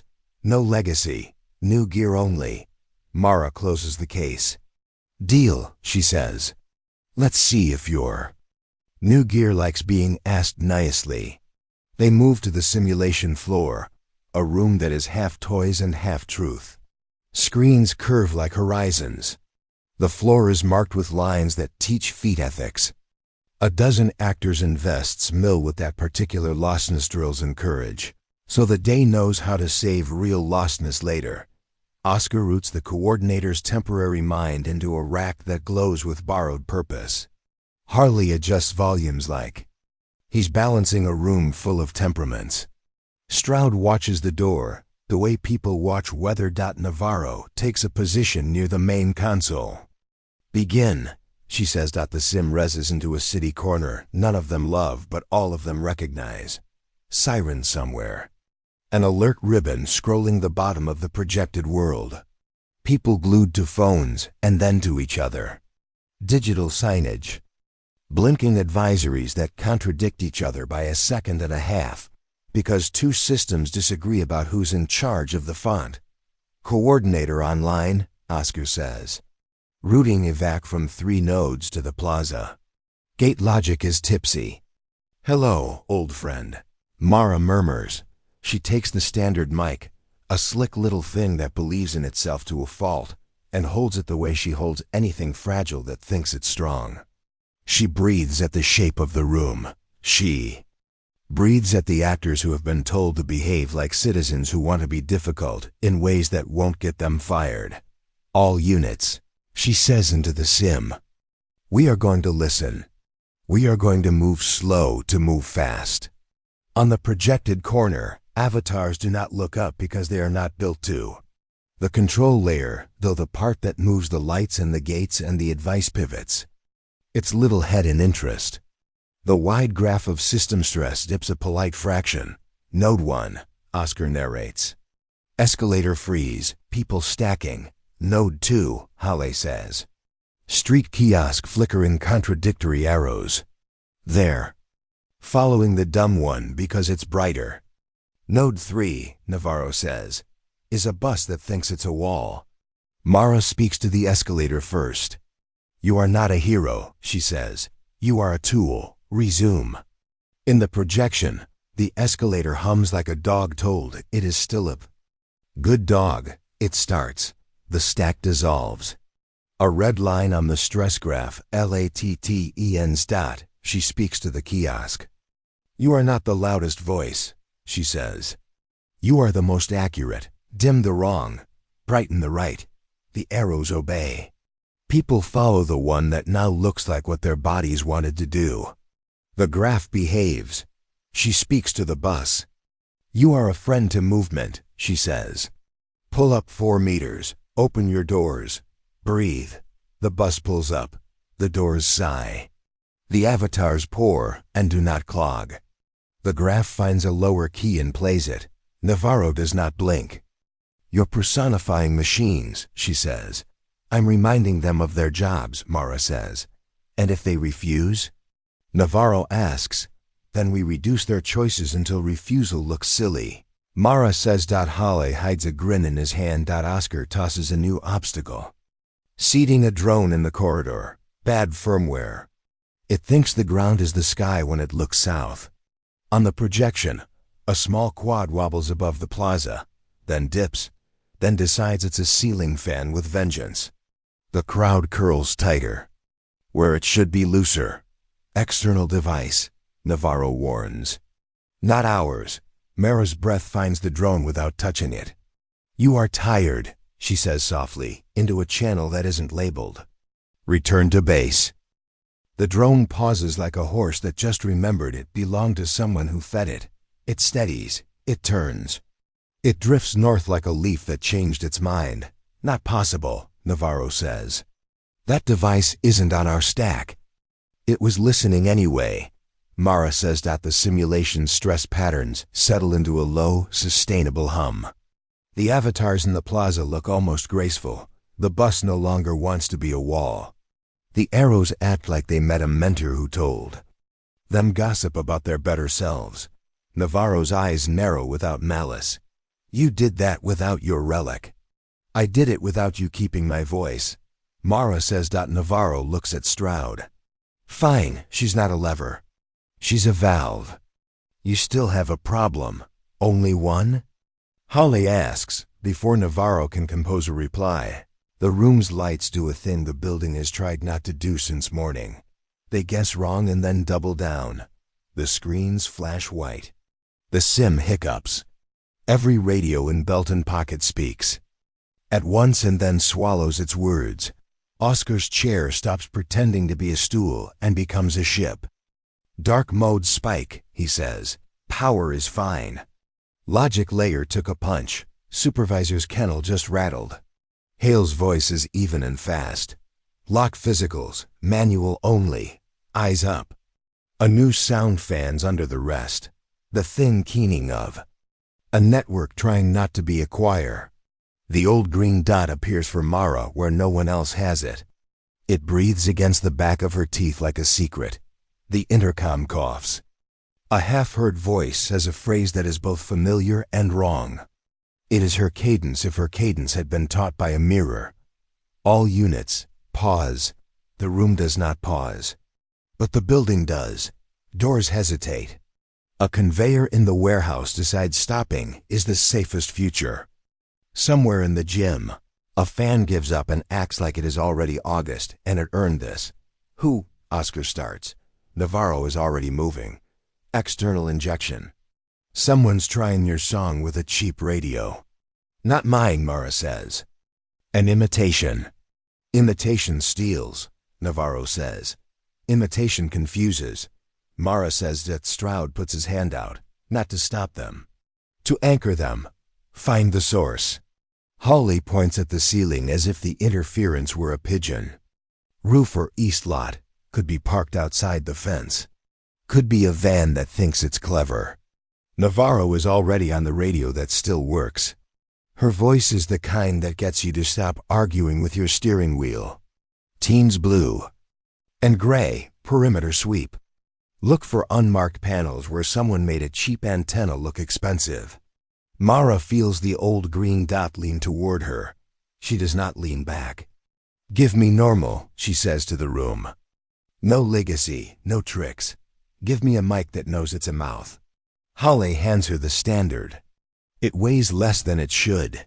She breathes. She feels the shape of the wrong voice in the building, the way you feel a draft in a room that swore. All its windows were closed. It is the right word spoken with the wrong posture. All units, she says. And she puts kindness into the math, like you salt pasta water, so the noodles taste like something. We are resuming under local authority. If you hear a stranger tell you to nap, yawn politely and keep moving. The building huffs, embarrassed by its flinch. Conveyors resume. Doors remember their job is not to be interesting. The gym fan decides to be August and work anyway. Oscar's fingers dance. I have a signature, he says. Not supervisor. Not coordinator. A cheap transmitter with a clever friend. They're bouncing off the nursery roof to sound tall. The nursery, Holly repeats, like a man who knows exactly where he wishes the world would not be ridiculous. Navarro's radio crackles. Blue. Here, van in the east lot. White. Bumper stickers about loving the earth and disliking authority. Antenna in the gutter. Driver reading a newspaper like it's still 1998. Approach cautious, Navarro says. If he sneezes, he'll drop. The wrong words by accident. Mara is already moving with Stroud. Holly stays. Oscar stays. Navarro splits the difference and becomes two people in one jacket. They take the stairs two at a time because running would be theater. The east door opens onto a lot where white vans look like mushrooms after rain. Only one has the kind of posture that says it has been practicing being innocent. Blue team has it surrounded in a way that would make the van confess even if it were a toaster. A man inside holds a newspaper like a child holds a shield. Stroud speaks, gentle. Sir, your equipment is interfering with our drill. We request you cease. The man lowers the paper. His face is one of those faces that do well in crowds because it was designed to be forgettable. He looks at Stroud and then at Mara because something in the air told him she matters. He smiles the smile of a person about to step onto a moral soapbox.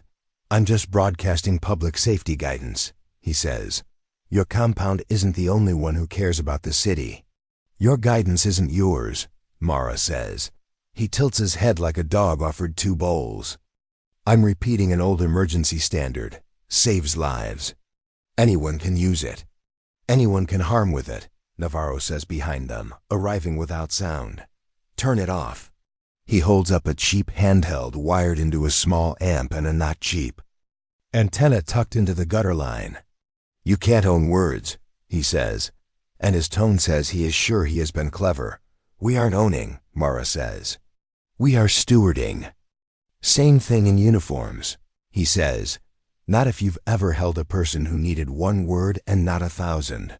She says, for a heartbeat, the man's face sours with something too honest to be ideology. Then he flattens it. You can't stop me, he says. Navarro's team could. They don't. Stroud's authority could. He doesn't. Mara steps closer by a human's width, not an officer's. What's your name? She asks. He does not want to give it. Aaron. Aaron. She says softly. If you care about lives, you care about consent. Your signal is touching bodies that didn't ask you to touch them. Turn it off and help me do this right. He considers her. She does not blink. He looks at Navarro. He looks at Stroud. He looks at Blue Team like they might be a jury. He looks back at her and sees that she will be here whether he tries to be a hero or not. He turns the dial. The thin, wrong voice in the building exhales and dies. Thank you, Mara says. He almost asks for absolution. She does not give it. She gives him a job. Come inside, she says. You can help us build a filter that keeps good words from getting copied badly. He blinks. He did not expect to be offered work. You trust me to be useful? I trust people who stop when asked, she says. Navarro's mouth sets into a line that is not displeasure. Let's keep your new friend supervised, she says to Blue. They return to ops with a van now acting like a changed man, and a changed man acting like a van that grew hands. Oscar plugs Aaron into a corner station with a loaner badge that says guest because sometimes the cheapest word is the kindest one. Holly rolls his neck once. Supervisor? Still sulking, Oscar says. But I have something else. He throws a new window to the screen. It is a map of the compound with lines like veins and little dots that blink when you talk to them nicely. One dot in interview 3B blinks, a little brighter than it has any right to. Given the room is empty. The seam, Holly says. Oscar zooms. The wall section glows. A tiny caption appears in a font that again, no one picked. Origin Cadence Vault Wake. State, listen. Wake, Navarro repeats. Listening for what? Stroud says. Oscar looks at Mara. My count, she says. Holler rubs his face with a hand that looks like it knows tools. Do we let it hear it? Stroud thinks in a straight line that includes her as a person. Not alone, he says. Navarro nods once. Agreed, we go together. And we put a leash on anything that tries to leave with your voice. They walk to 3B like you walk to a door you meant to open on a different day. The room looks like it has cleaned itself to be presentable for a guest. It hopes we'll forgive it for not having better chairs. The seam is visible if you were here when it decided to be something. It is invisible if you weren't. That is how secrets act when they want to continue being secrets. Mara stands at the seam and does not touch it. She does not need to.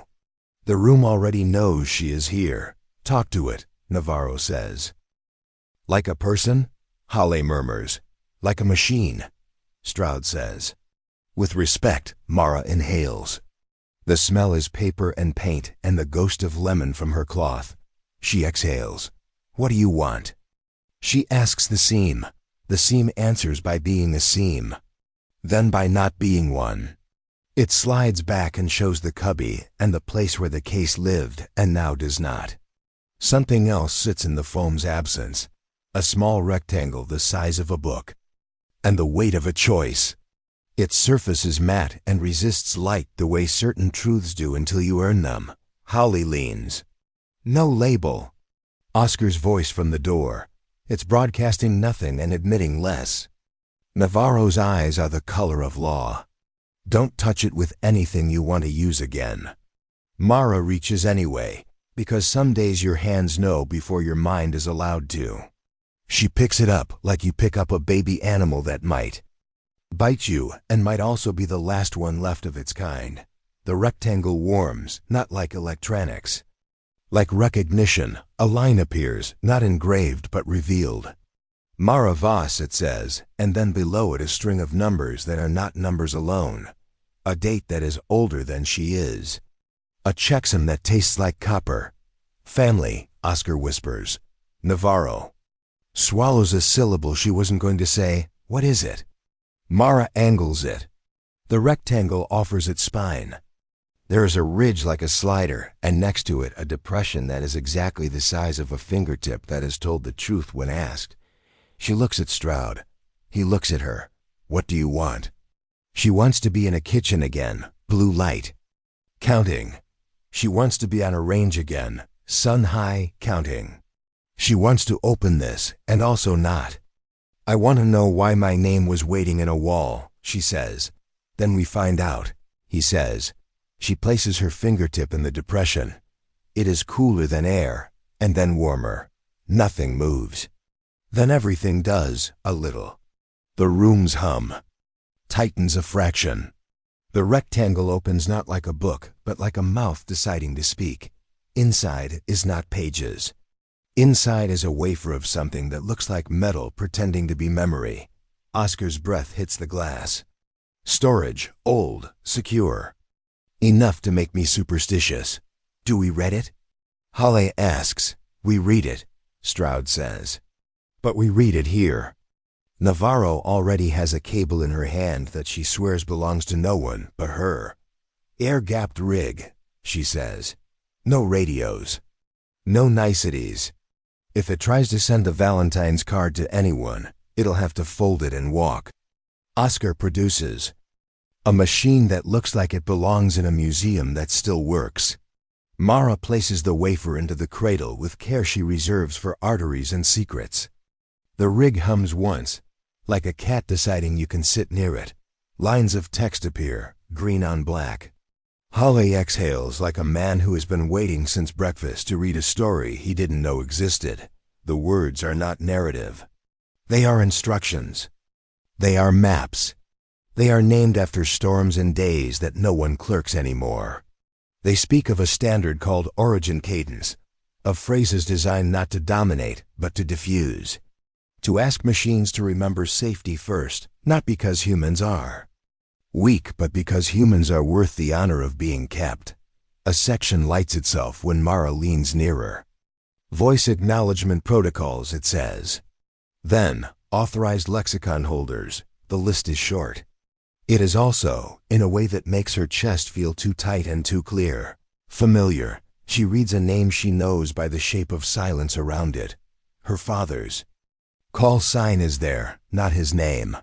Her mother's not there, because she would never have wanted it to be. Then a field marked provisional generational handoff. Next to it, Mara Voss. The checksum beside it is the sound of her breath on a winter day when she learned to count and the night did not. Holly says nothing. Oscar says a word his mother would pretend not to hear. Navarro's lips press thin. Who did this? Stroud asks softly. Someone who believed a voice could be an heirloom, Mara says. A new line scrolls. Activation event. AI interview system ethics. Supervisor partition conflict. Authority down selected to legacy holder. The words do not gloat. They simply are below. Smaller. Fallback. Citywide broadcast contained mode. Prerequisite. Consent. Consent. Navarro repeats, like a woman tasting a word that governments often forget, before they can decide what to do with any of it. The building flinches. Not a big one. The kind that says a peripheral decided to interpret weather as a reason to be dramatic. The intercoms flicker. The screens blink. Then a voice none of them like tries again to speak in her cadence. All units, it says. Stop. Navarro's hand is already on her radio. Blue-gray, lock the lot. No one in, no one out. She looks at Mara. Can you count her without giving away the keys? I can speak without singing, Mara says. She lifts the standard mic. No legacy, no special mouth, only breath, only math. Only kindness, which is the most stubborn tool. She owns all units, she says. We are not stopping. We are easing. Hands where your heart can see them. Feet where the ground is sure. The building remembers. The wrong voice phrase. The right one knits. Oscar's graph flattens like a child who decided a nap is fine after all. Navarro's radio spits. Vehicle at north fence. 2 occupants. They're arguing with each other like they can't agree who's in charge. Antenna inside the back window. Looks homemade. Stroud looks at Holly. Go. Holly goes. Oscar locks the internal doors that aren't rude about it. Navarro nods to 2 of her people who move like punctuation marks in a sentence that was too long. Mara stays. She keeps breathing for the room. She keeps her hands where the equipment can see their intentions. She feels the wafer in its cradle. Warm the air like a story being told to a small circle of listeners. You don't have to keep the world safe alone. Navarro says, not unkind. We have statutes for a reason. Statutes are for after, Mara says. Breath is for now. On the screen, Hal's body cam throws an image at them. The north fence. 2 men in a car that looks like a good idea bought on sale. One man's mouth moves a lot. The other stares straight ahead like he is counting and doesn't know what comes after 4. Holly speaks without raising his voice. Turn off your device. The talker holds up his hands theatrically. We're just practicing. Free speech. Free speech doesn't get a free ride on our wires, Holly says. The quiet man finally turns his head. His eyes find the lens. He opens his mouth and sings a phrase that is a cousin of Mara's count and a stranger to her ethics. The fence hiccups. The gate shakes like a dog. Mara doesn't think. She counts. 1, 2, 3, 4. The room counts with her because she has taught it to already. She speaks. Soft and exact. Doors ready, gates respect. The fence steadies. The gate remembers it is allowed to be boring. The talker in the car laughs too loud. You can't control everything, he says. I don't, Mara says to the screen. I invite. Navarro's people open the car door and discover nothing heroic inside. 2 handhelds. 1 laptop that needs to be taught about humility. A bag of chips that has known better days. Playtime is over, Navarro says, voice flat. With relief and annoyance at the same time. Bring them in. The room exhales. Oscar's board returns to its comfort color. Stroud leans against a console for exactly 1 second longer than he planned to. Hale's cam view settles into a frame that says he is walking a man who decided to be smaller than his mouth. Mara looks at the wafer, still reading, itself into the air-gapped rig. A final line scrolls, not to the room but to her bones. When the voice you trust is absent, it says, and the ones that shout are wrong. Choose the count that has saved you. Then trust your hands. She closes her eyes, just long enough to see blue. Refrigerator light. Just long enough to hear a range report in a quiet field. Just long enough to know that this is not the part where she is allowed to leave. She opens her eyes to Navarro watching her like a problem she both respects and resents. Meeting, what now? Navarro asks. Now, Mara says. We teach the building to ignore counterfeits better than it already does. And after that? Navarro presses. After that, Mara says, we wait for the day the count is needed for real. The day arrives faster than people prefer. An alarm that does not practice rings from somewhere, that cares more about facts than feelings. Oscar's hands move before his mouth does. Industrial district, he says. Southwest, real spill. Real fire. Wind like an opinion. CityNet is wobbling. Stroud's voice becomes the only map that matters. Mobilize. Lena's team with me. Holly, bundle gray. Navarro. I'm here, she says, already moving. Mara closes the legacy case and takes it anyway. She prefers not to need it. She prefers to be ready. She grabs a med pack because denial is not a strategy. They hit the garage where engines wait like patient animals eager to be asked well. The helipad hums because helicopters always hum like gossiping bees. The trucks light up. The day narrows to a corridor of tasks. In the truck, Mara checks her tourniquets and her shears and the way the radios sit in their chargers. She checks the straps on her vest and tightens 1 notch, not because she needs to, but because rituals matter more when the world is looking. She wipes the face of a pressure gauge with her cloth, and the lemon ghost smiles. Holly rides shotgun, speaking lines that make other people speak lines that make wheels move. Stroud sits behind him like a plan that became a person. Navarro stands braced, like the floor is not to be trusted and the ceiling is her friend. The industrial district arrives like a bruise you can smell. Tanks like grain silos, but full of chemistry that would like to become sky. A building with a name that tries to sound benign and fails. Black smoke with a white edge. Secondary explosions that make grown men rearrange their internal furniture. CityNet? Stroud asks. Drunk, Oscar says in his ear. Ambulances arguing with traffic lights. Sprinklers deciding arson is romantic. Navarro tightens a strap on her vest that didn't need tightening. We tie in or we take over? Neither, Mara says. We ask. She lifts the standard mic. Not the legacy. Not yet, she breathes. All units, she says into a city that does not know her and therefore has nothing to resent. Breathe. We're going to make room. Lights on the immediate corridor flick into a sequence that suggests someone wiser than they were 5 seconds ago is in charge. Traffic signals freeze on empty. Cross-street gates wonder why they were ever dramatic and decide today is not their day for theater. Holly points. North Hydrant. Foam 2. Lena is already there, running line like. Her hands love rope. Raffi hauls coupling like it owes him back pay. Theo appears with his shoulders and his willingness and makes himself into a wedge. Where a door wants to hold a grudge, Mara passes a man coughing up reasons. She gives him one. Sit, she says. Head down, hands here. She tosses him a bottle and a task. Count breaths. He counts. He lives. A woman stumbles out of a doorway with blood on her forearm that is red in a way that means it is hers and only hers. Mara intercepts, cleans, closes, wraps. You're going to keep most of this, she says. You're going to keep all of you. The woman nods like she would like to believe this and decides to.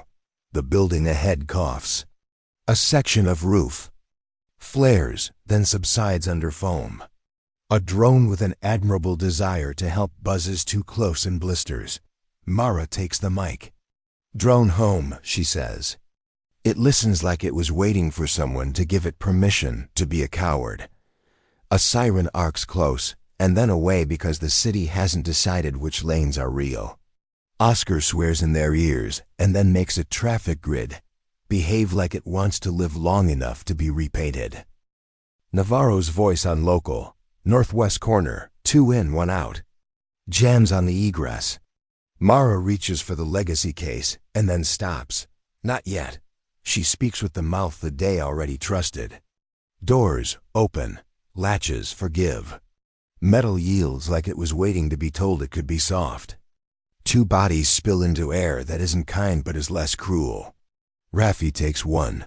Lena takes the other. Theo keeps a path open with his body the way some people use signage and some use patience. A new voice arrives on the band.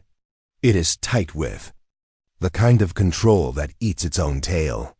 This is city coordination, who is issuing third-party commands. Harbor 9, Stroud says, assisting under mutual aid. Cease overrides, the voice says. You are interfering with harmonics. Harmonics are interfering with themselves, Mara says before she decides not to. We are making space for breath. Identify, the voice says.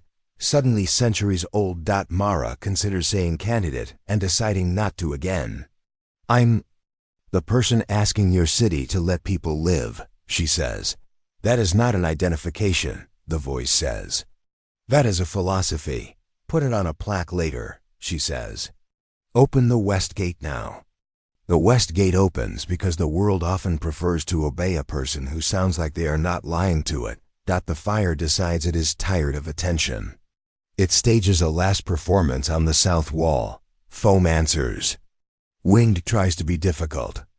The team makes Wind look like a chorus instead of a soloist. The black smoke lifts toward a sky that wanted a different hobby today. It is not over. It is less bad. Sometimes that is the entire miracle. Mara stands in a puddle of water that wants to be reflective and won't be. She counts a breath for herself.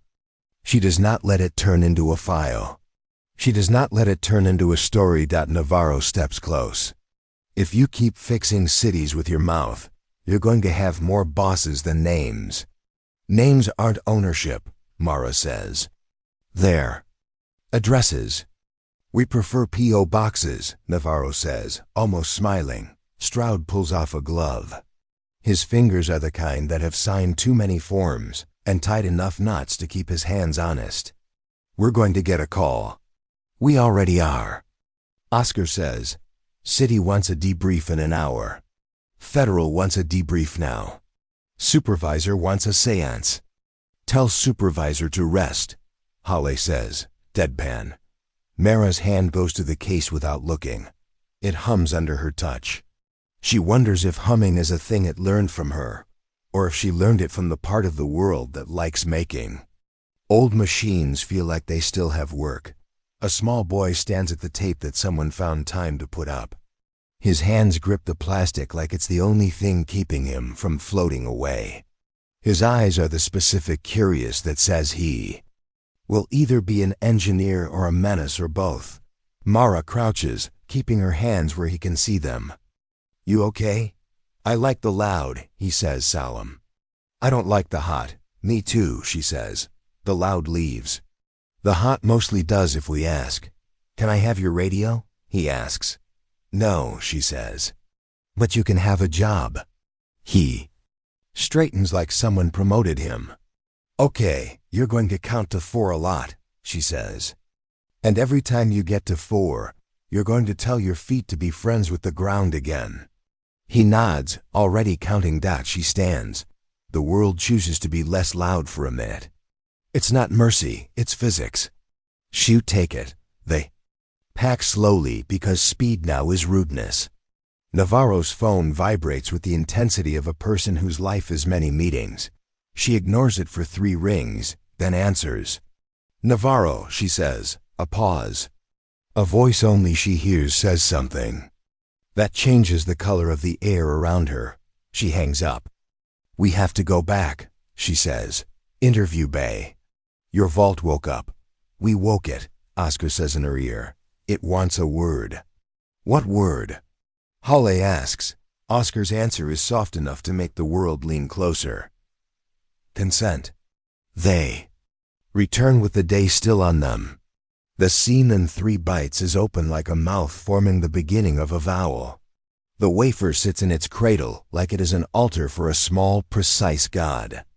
The screen on the air-gapped rig shows 1 line waiting politely for eyes. Request. Citywood contained broadcast origin cadence limited phrase set. Requirements. Human oversight. Legacy holder. Consent. Stroud looks at Mara the way a good commander looks at a person he will not make into a sacrifice. We can say no. We can, she says. We should sometimes.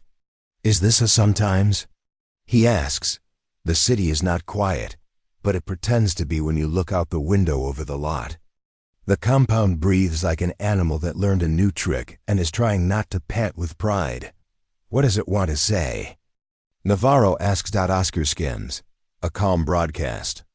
An all units message, the old set. Tells machines to listen to humans first, to drop non-essential cycles, to prefer open doors and low voices. Duration 30 seconds. Range 1 mile. Why now? Halle says. Bad injection made holes we patched, Oscar says. Patches are better with stitches. This is stitches. Mara feels the count in her mouth. She can do this. She can say yes and not regret it, if the world behaves. Consent is not forever. She says. Nothing is, Stroud says. She steps to the mic that is not the old one and not the new one, but the one the day chose. She places her hand lightly on the case anyway, because she likes the feeling of old metal making decisions with her. She breathes. All units. She says into a city she will never meet all at once. We are going to close our eyes for 1. Count. In on 4. Out on 4. If you are a door, be a door. If you are a gate, be a gate. If you are a person, be a person. That is the order. The room does not move. The compound does not move. But the graph Oscar always watches takes a step down, then another. Out the window, a small light at the west fence decides to be less dramatic. In the distance, a siren chooses a lane and becomes less of a problem for napping infants. Navarro exhales in a way that tells the whole world not to read too much into it. Halle rolls his shoulders. Stroud closes his eyes for the count and opens them like a man who knew what would happen and decided to enjoy being right anyway. The air-gapped rig writes. 1 last line. Thank you. Hold for handoff. Mara looks at the words and feels the clean click of a piece of a machine that had been rattling settling into its groove. The dot that only she hears hums once, like a friend saying goodnight through a wall in a hotel with thin doors. The room's intercom barks a joke of timing. A new voice, sharp with institutional boredom, fills the air. Harbor 9, this is Federal Coordination. Stand by for arrival. We are taking custody of all legacy artifacts and any personnel with anomalous voice profiles. Stroud's eyes do not change. Hale's jaw finds a line and stands on it. Oscar makes a face like a man remembering the last time he broke a bone and why it was worth it. Navarro's expression is the real surprise. It does not harden. It does not fall. It tightens into a decision that belongs to her and not her jacket. "No," she says, but only to herself first. The intercom repeats, as if it were paid by the word. "Stand by." Mara places her palm on the case. Her breath finds the count. 1, 2, 3 droppa. If you've ever watched a room decide what it is in the space of one breath, greater than, this story took us a long time. If you like it, subscribe. Now back to the story. 4. Navarro looks at Stroud and says the part of herself that belongs to no agency. "We're not handing her over." Stroud nods once. "Then we are going to be very correct and very quick." Holly smiles without showing teeth. "My favorite 2 speeds." Oscar brings up purge protocols and begins to write a letter to the future in the logs that someone will read with a lawyer standing close. "We acted under consent," he types. "We acted under need. We acted under the law that breath has before paperwork." Boots approach in the hall with the rhythm of people who think rhythm is authority. The building hears and presses itself flat to look smaller. The seam in the wall glows a fraction, like it would like to be helpful, and is waiting to be asked. Mara lifts her chin 1 degree. "If they ask for my voice," she says, "tell them it already belongs to something older than their forms." "What is that?" Navarro asks, almost kind. "Bodies," Mara says. "And the count that keeps them." The door opens. The people, whose shoes never squeak, step in and fan out until the room has been divided up, like a pie cut by someone who moved too fast. Double quotes, "Ms. Voss," the leader says. "You will come with us." "No," Stroud says. "Under authority," the leader starts. "Under consent," Navarro says. And the look on the leader's face when he registers who is contradicting him will feed a small part of her for a year. "Not granted." Hale's hand rests on the console like he could make it into a weapon by remembering the right story. Oscar's finger hovers over a key that would turn this room into a monastery if he pressed it. Mara's breath steadies the air. She places 2 fingers on the case and feels it respond with that cat hum that always makes her think of old kitchens. "Here is what happens," the leader says. "You speak, we verify, we remove the dangerous object." His eyes flick to the case like it is a bomb and not an heirloom. "You will not hold her words," Navarro says. "We will hold the words that hold the building," he says. "They hold it because it trusts them," Mara says. "Not because they are yours." He steps closer. He is careful, which is worse. "Speak the phrase," he says. "No," she says. He leans, certain of himself in the way of people who wear jackets that don't confess. Now Mara inhales on 4. She exhales on 4. She opens her mouth, not to give him what he wants, but to give the room what it needs. 1, she says, and the walls lean in. 2, 3, 4, she finishes, and the room obeys the math before the men remember who they came to be. The leader blinks. He had expected volume. He gets precision. His mouth opens to demand the phrase again. The lights shift by half a color. Temperature, the way a building shows it has decided whom to listen to. "You don't get my voice," Mara says.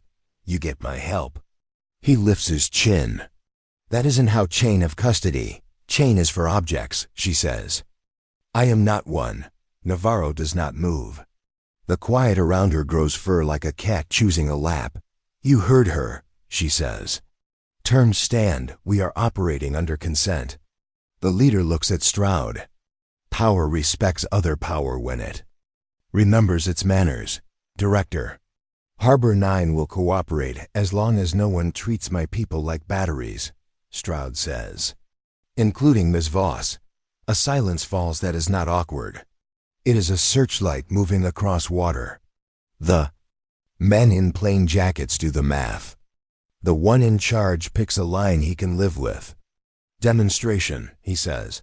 "Under our recording blackout, you act, we witness. No capture." "Fine," Mara says. "You will also not prompt me with phrases you scraped off whatever dead System you're ashamed of. He doesn't flinch, his people do. Fine. Hale's hand, casual on the console, touches the button that kills microphones that didn't need to be listening anyway. Oscar's log writes a timestamp that looks like a line in a poem only engineers read. What's the problem you want solved? Mara asks, that needs a mouth and not a badge? The leader gestures to his second. The woman with a braid like. Steele Reed steps forward. Regional siren net, she says. Seized in a half-on state by bad input. Cities across the river are hearing a tone every 30 seconds. Panic follows math of its own. We can't push updates because the net thinks updates are rage. How did you break it? Holly murmurs politely. We didn't, she says. Affronted, someone else did. We tried to help, it bit. Mara nods once, then we ask it to stop biting. The leader snorts without meanness. That's your fix? That's the start, she says. They lead her. Not like a prisoner, but like fire leads smoke, to a side bay dressed as an equipment closet and wired like a chapel. A rack hums with gear that has not seen sunlight since it was born. A monitor shows the siren net's heartbeat as a jagged smear. Every 30 seconds, the smear spikes and the map flinches. Holly positions himself by the analog kill switch like a vicar near a bell rope. Navarro stands where she can see everyone's hands. Stroud does nothing that looks like command and all. Of command anyway. Mara cleans the palm of her hand with her cloth. The lemon ghost returns. She checks the cable joins on the console with the proprietary, unhurried competence of someone who respects copper more than magic. She requests a standard mic, not the legacy, and a direct line into the rack's voice input without any software that wants to flatter itself. Oscar gives her both. Ready? Navarro asks. Always, Mara says, and it's true not because. She is fearless, but because preparation is a kind of love. She breathes in on 4. She breathes out on 4. She lets the count run like a river under footbridges. Hello, she says into the siren net like she is calling to a skittish dog. In a thunderstorm, you're working too hard. The smear wavers. You don't have to prove you exist, she says. We hear you, pause. The 30-second spike is late to its cue. When it arrives, it is smaller. Good, she says. You're allowed to rest. The spike misses its next appointment. On the map, a small city to the west sighs and goes. About the business of being a place where people nap without apology. The leader's second says nothing for a long time. Then, how? We told it its job, Mara says. We didn't tell it our fear. The leader scrubs a hand over his jaw. Again. Mara nods. In 4. Out 4. She lays the cadence like a blanket without tucking anyone too tight. Back to baseline, she says. Listen to human voices. Prefer silence to wrong noise. Prefer doors open to alarms warm. Prefer lights steady to lights brave. The smear smooths. The jaggedness becomes a road you could walk without hurting your feet. Oscar's display of regional chatter about sirens drops to gossip. Holly relaxes a notch you'd miss unless you knew his shoulders the way she now knows them. The leader lifts 2 fingers. Enough, he says. Not to stop her, but to tell his fear it can try a different job now. He looks at her like a man who has been offered a mirror that tells the truth gently. You'll come with us now. No, Navarro says before Mara opens her mouth. He blinks. Agent? We brought you a problem, Navarro says. She solved it. You don't get to turn a person into a solution you can check out like a mower. Policy, he begins. Policy's favorite drink is coffee in meetings, she says. Consent drinks water and works. We stick with that. He swallows whatever he was going to say. Then she signs a non-disclosure. She breathes. Stroud says, she sign after lunch. Hal's mouth flickers. Put lunch on an analog calendar. The console pings a soft, reluctant chime. Oscar looks at the waveform and frowns in a way that means someone else's bad decision is about to introduce itself. New injection, he says. Not sirens, Traffic layer. City core. The leader mutters something to his second, that is. Probably not fit for a family reunion. Navarro's eyes sharpen. Stroud's chin tips down 1 degree. Show. Mara says. The screen changes to a lattice of lights that move people across their day. The lattice has begun to stutter like a record skipping. North-south green waves try to be waves while east-west pulses refuse to stop being drums. Looped input, Oscar says. Someone's feeding the net a parallel grid with a 2-second. Ghost. They're trying to make everyone march, Holly says. Make them dance, Mara says. 3 count. Oscar roots her voice into the traffic layer with the gentleness of a man handing over a creature he wants to like him. She takes only what she needs. No more. All units, she says, speaking not to people but to the lights that pretend to. Be laws. You are not a parade, you are a tide. 3 count flow, 2 count rest. North, exhale. West, inhale. The lattice inhales, it exhales. The ghost input loses its smugness. Traffic finds the kind of rhythm that keeps tempers inside. Their skins. The leader's second exhales a laugh she did not plan to. You're making them breathe. I'm letting them. Mara says. The leader looks like a man who has been asked to put his faith in a thing he can't photograph. He nods once. We aren't done, he says. But I'm not taking you today. Good choice, Navarro. Says mildly. Consent remains with her, he says to Stroud, and the words cost him because they will need defending. We'll coordinate. We'll expect access to transcripts. No voice print, Mara says. He shows a palm. Blackout. Holds. He and his people leave. The room re-expands around the space they had made narrow.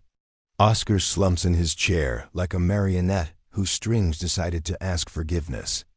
Holly rubs his jaw once and stops as if he remembered he has better uses for that hand.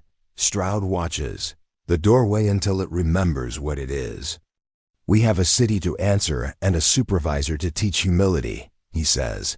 Debrief in 20. Make it 10, Navarro says. The city won't wait for our feelings. Mara puts the standard mic back in its little plastic cradle that thinks it is more important than it is. She wipes the button lightly. The lemon ghost nods. You okay? Holly asks, and he asks it like a craftsman asks a tool if it wants oil. I'm aligned, she says. I'll eat when the building stops. Trying to be a person. It may never, he says. Then I'll eat between breaths, she says. Drop a. If you've ever had to defend your consent to people who spoke like they were doing you a favor. They eat standing at a high table in ops, hands moving without thought while eyes read. The surfaces that matter. The food is utilitarian. The ritual is not. Navarro unwraps something that claims lettuce and only believes half of its claim. Holly considers coffee and rejects the idea on humanitarian grounds. Oscar inhales a protein. Bar like a penitent. Stroud drinks water like it's a vote. Your father, he says lightly to Mara, as if the question has no weight and all the weight. His call sign. She watches her own hands tie and untie the loose thread on the edge of her glove. He counted, she says. Stroud nods. He knew she would not deliver him a trophy. He left you this, one way or another. He gestures toward the legacy case. He left me the math, she says. The world put it in a box and wrote my name on it, without asking. Navarro leans against the table with a posture that says 100 miles of road behind her and 2 ahead. Who taught you not to give your voice to badges? My mother did, she says. She taught me mouths can be stolen and hands can be kept. I keep mine. Holly makes a small noise of agreement that might also be a prayer. The debrief is short because everyone involved respects the economy of truth. They list what was asked. They list what was given. They list what was traded without anyone pretending it wasn't a trade. They do not list the part where Mara made the siren net blush. That part lives in the room like a smell you do not need to identify to remember. After, Oscar calls from his seat. One more thing. The wafer wrote a new line when the siren net calmed. He throws the line on the board, green on black, loyal to its own era, even when displayed by a modern machine. Advisory. Voice lexicon acknowledged regionally. Suggested. Register Human Oversight Board local. Holly whistles silently. It wants. A council. Origin Cadence didn't trust kings, Navarro says. It trusted rooms with doors open. Good, Stroud says. We'll convene one. You'll invite the city, Mara says. We'll invite the ones who will show up. He says, that's the city. She says. He smiles just enough to let her know he heard. They name 5 people by consensus, and 1 by stubbornness. Stroud. Navarro, Hawley, a city firefighter with soot under his nails and a baritone that persuades hydrants. A clinic lead who has broken more bad news carefully than most can imagine. And Mara, because the math without the mouth is a manual and not a practice. They meet in the observation booth, because it has clean lines and glass that tells the truth. The agenda is a fence through courtesy. Boundaries, Navarro says. We define them, or they get written by those who love paperwork more than people. First boundary, Mara says. No recording. Live oversight only. Second, Hole says. Analog shadow for every digital act. Copper in reach, humans nearby. Third, the firefighter rumbles. Consent every time. We don't. Assume because the last time helped. Fourth, the clinic lead says. Harm reduction includes aftercare for the ones who speak. We don't use their bodies like infrastructure. She looks at Mara without apology. Fifth, Stroud says. Transparency to the public. They don't need our secrets. They need to know we have a standard and that we'll defend it. They write it simply. They sign it with the kind of pen that likes being asked to be careful. Oscar posted on the compound's intranet and then on the bulletin board by the coffee machine because analog always finds eyes. Digital thinks it already has. A chime that is not a chime but a courtesy pings in Mara's earbone. She knows it. Without knowing how she knows it. The dot that lives in the places no one sees inside these rooms says leaned up to the window. She excuses herself. She finds 3B empty, except for the seam and the ghost of lemon, and the way a room smells after it has been told a story. What? She says to the wafer. A line blossoms. Regional node dash west dash at dash hello dot. She does not smile. She's past the stage where delight is a public event. Hello, she says. Aloud because some doors are vocal and need it. New line. Legacy holder status confirmed. Request. Count. She gives it in her head once. Then aloud because some math likes air. 1, she says. 2, 3, 4. The seam's edge warms. The wafer writes a tiny word a child might whisper when permitted to hold a kitten. Thanks. She leaves it at that. She has learned to trust that gratitude is work, not punctuation. When she returns to the booth, the council has acquired more chairs. City coordination is on a screen. Face of an administrator who has learned to enjoy being wrong as long as they are wrong in a way that saves someone. The federal leader is not on any screen, which is his best contribution. We have a parade, City says without prelude. Not a metaphorical one. A real parade that forgot to ask the streetlights about their feelings. We also have a stadium. Letting out early because someone famous canceled nicely. Intersection of both events wants to become the dictionary definition of gridlock. Why is the parade? Halle asks, patient. Because people like belonging, City says. Because a person with a megaphone wanted to prove they could still organize in a world where notifications keep doing it for them. Bless. Navarro. Says dry. Stroud gestures. We can assist. Local only. Oversight live. City nods. We accept. Mara takes the standard mic and the legacy case and an extra battery because hope is not a plan. She has eaten half a sandwich. She has told her shoulders to be books on a shelf. She goes to the roof because sometimes the air needs to be closer when you ask it for favors. The city opens beneath her, like a map someone loves. The parade is a bright snake. The stadium is a poured-out bowl. Between them, streets knit themselves into a tangle of good intentions. She breathes. All units, she says into the grid. You are going to act like a river that remembers curves are not enemies. She speaks to the parade first. Turn 2 blocks earlier than your leader thinks is wise. He will forgive you because the band likes to play on long corners. She speaks to the stadium. You are not a flood, you are a tide. Release in 3s, north, then east, then west, repeat. She speaks to the lights. You are not referees today, you are ushers. You point and you smile. The bright snake curls around itself with an elegance that surprises even itself. The bowl becomes a rhythm. People post on their feeds about how smooth everything is, while being mildly disappointed at the lack of complaint fodder. Here comes the tricky part. Navarro sighs into her ear, amused. Influencers. A fleet of scooters appears on a side street like a surprise thrown by an algorithm. The kids on them have reflexes and no plan. All units, Mara says, and she cannot help the smile that tugs her mouth. If you are on wheels and do not have mirrors, you are guests. Guests yield. Guests wave. Guests make grandmas proud. The scooters turn shy and start performing consideration like a language they once spoke and suddenly remember. The parade leader looks up at the drone, carrying a banner that says "Be kind" in a font that tried too hard. Mara resists the urge to tell the drone to pick a better typeface.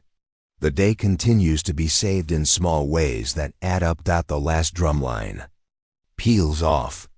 The last car in the stadium waits long enough for 2 pedestrians to cross, who don't know they've been starring in the city's event. The horizon settles. She tucks the mic under her arm and rubs a thumb under her collarbone, where an ache lives that doesn't belong to any injury. The ache stays. It's not unkind. It's just there. Holly appears behind her with a small bottle of water and a look that pretends it hasn't been practicing care. Drink. She drinks. Your calm makes men with plans nervous, he says. Conversationally. Good, she says.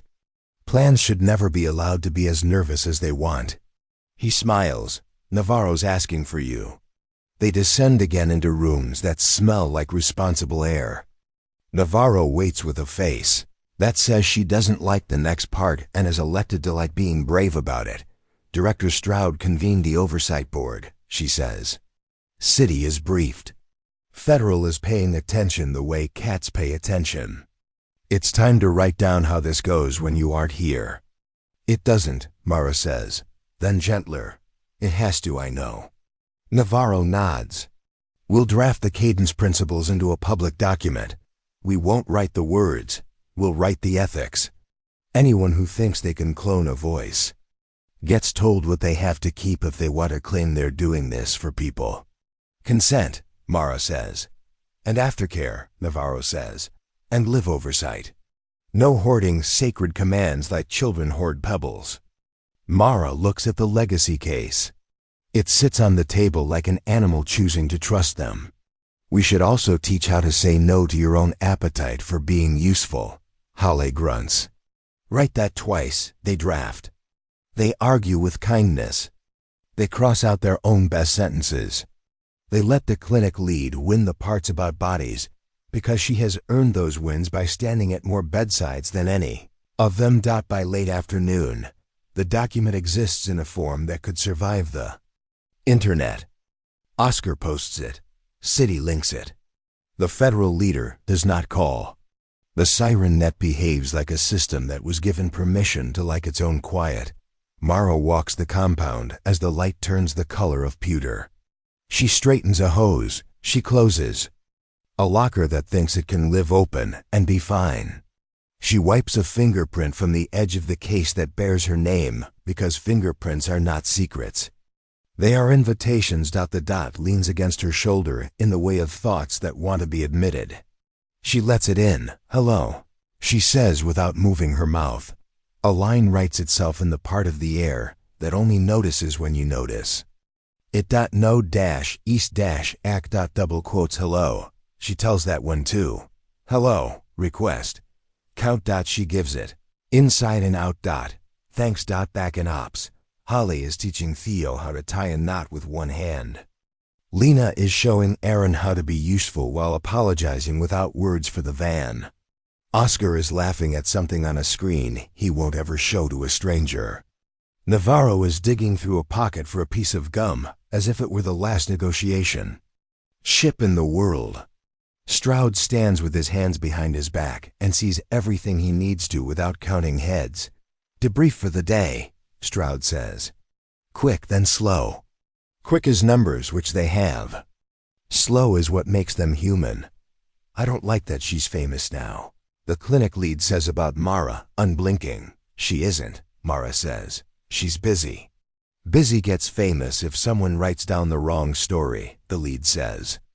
We'll write ours. Write it on the wall, Holly says. By the coffee machine. Done, Oscar says, already posting. The federal leader finally calls. He calls Navarro, not Stroud, which is the smartest thing he's done today. You kept her. He says neutral. We didn't have her, Navarro says. You'll get pressure. You'll get a policy proposal that will make Congress look like it knows a decent sentence when it meets one. He laughs with his mouth closed. I'll read it.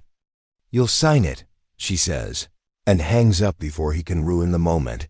Night is falling when the building decides to become honest again. Systems settle.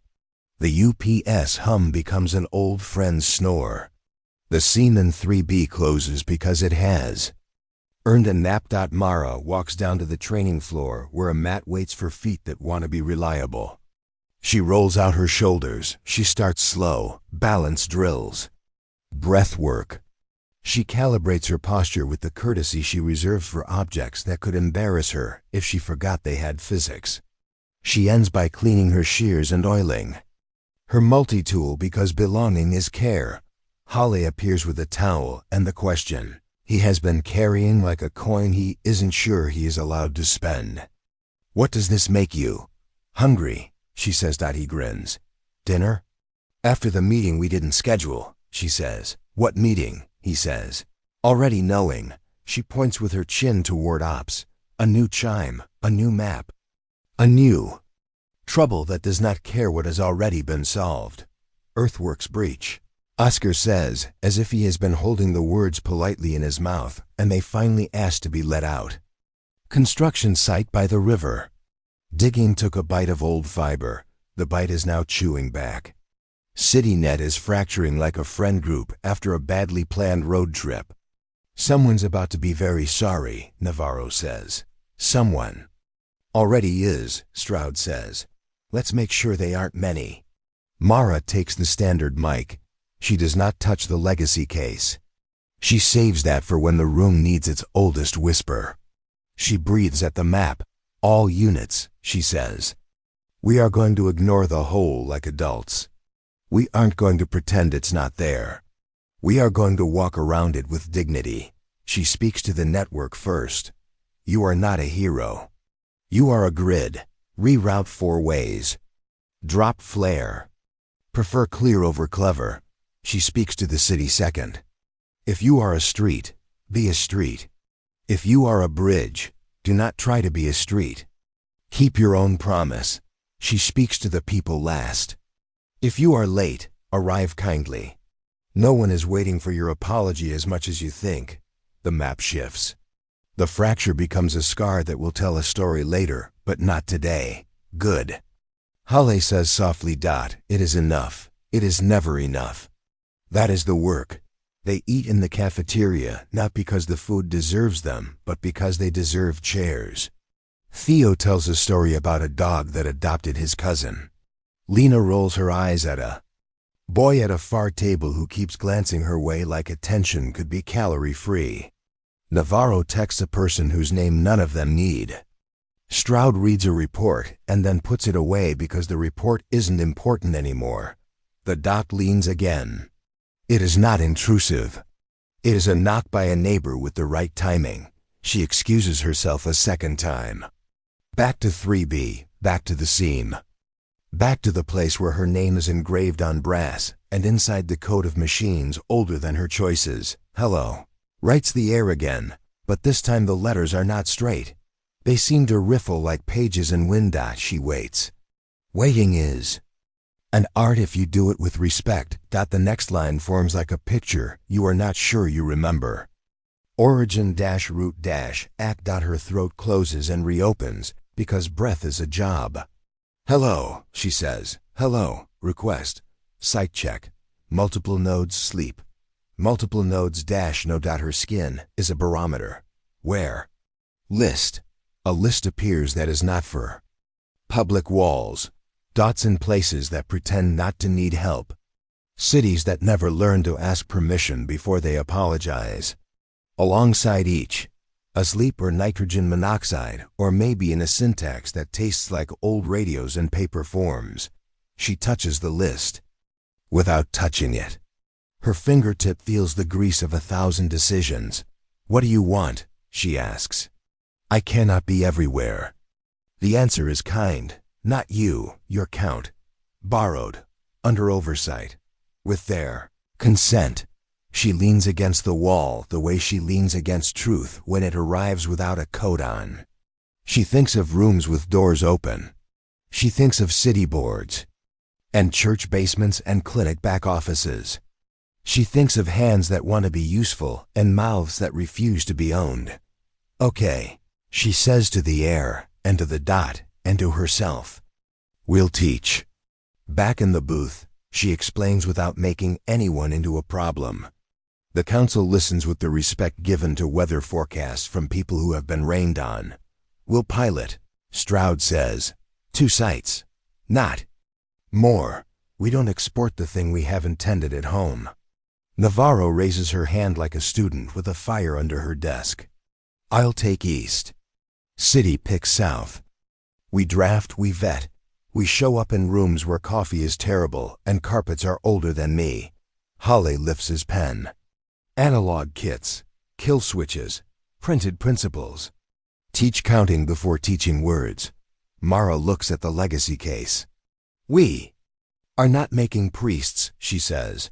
We are making neighbors. They plan. They say goodnight to the part of the world that behaves when asked well. They choose not to say goodnight to the part that DOE single quotes D. It is full dark when the federal leader returns in person. He stands in ops with his hat in his hand, which is a metaphor because he is not wearing a hat. He clears his throat. We have a thing, he says, which is his best sentence so far. What thing? Navarro says, neutral. A train, he says. Freight, remote assist engineer. The assist net thinks it heard a stop order. It wasn't us. Who was it? Holly says, someone who likes cheap antennas, he says. How far? Stroud says. 6 miles, the leader says. Bridge ahead. We'd like to not have to write a letter to everyone's family. Mara's fingers touch the legacy case. Of their own accord. We'll need the corridor, she says. And we're going to be nothing but verbs.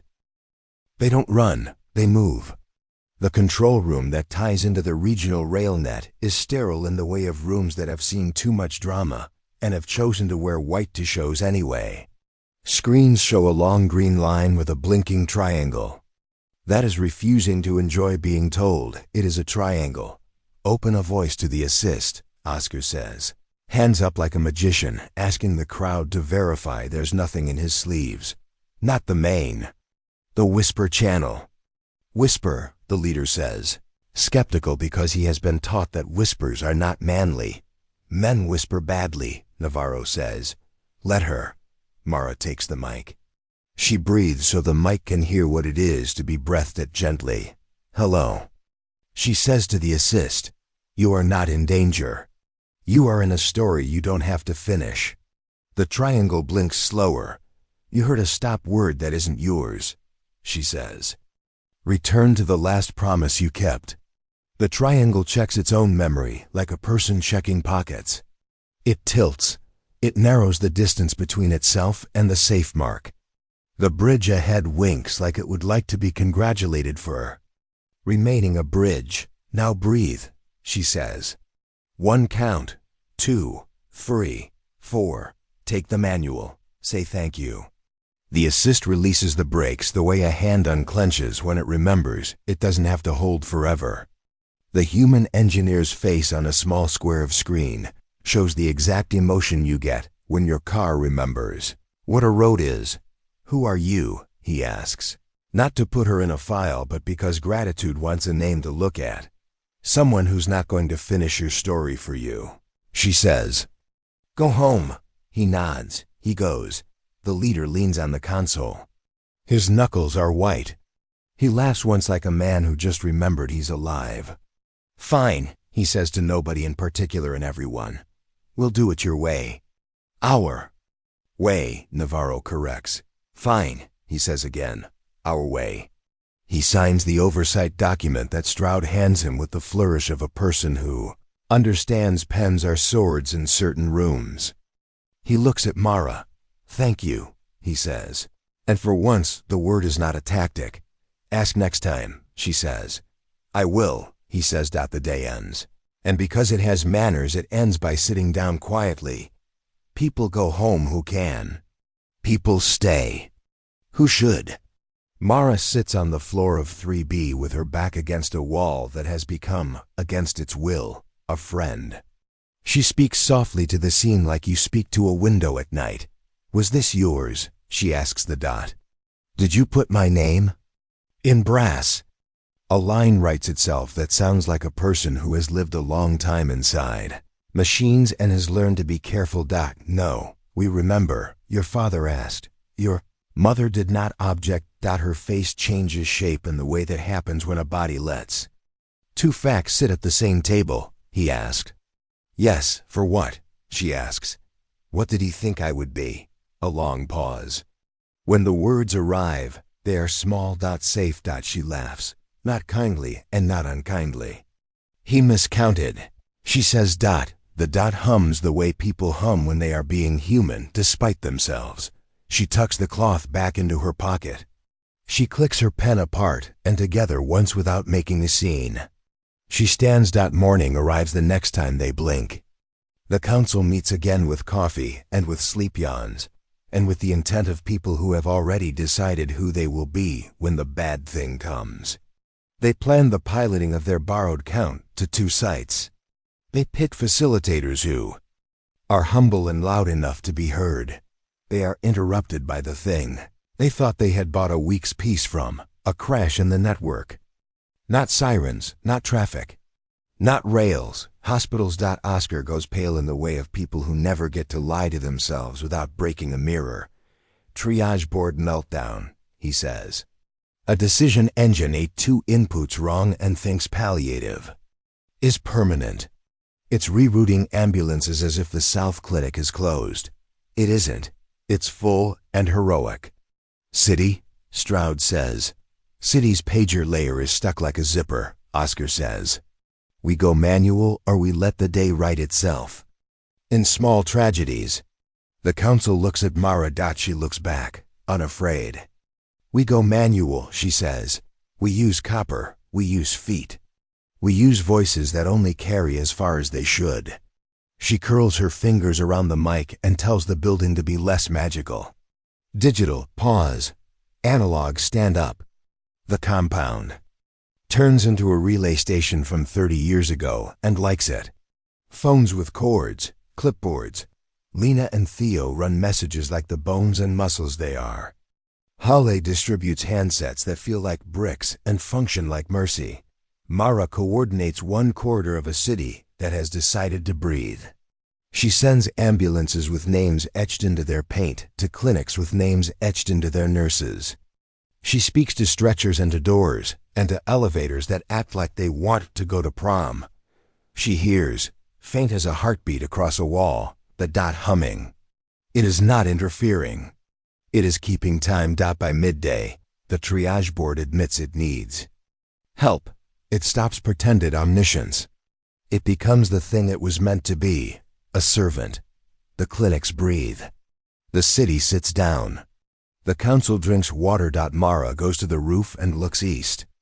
The horizon writes itself in colors that don't need names to be beautiful. Stroud stands with her. He says nothing. That is the best thing he does today. You're hired, he says finally. I wasn't applying.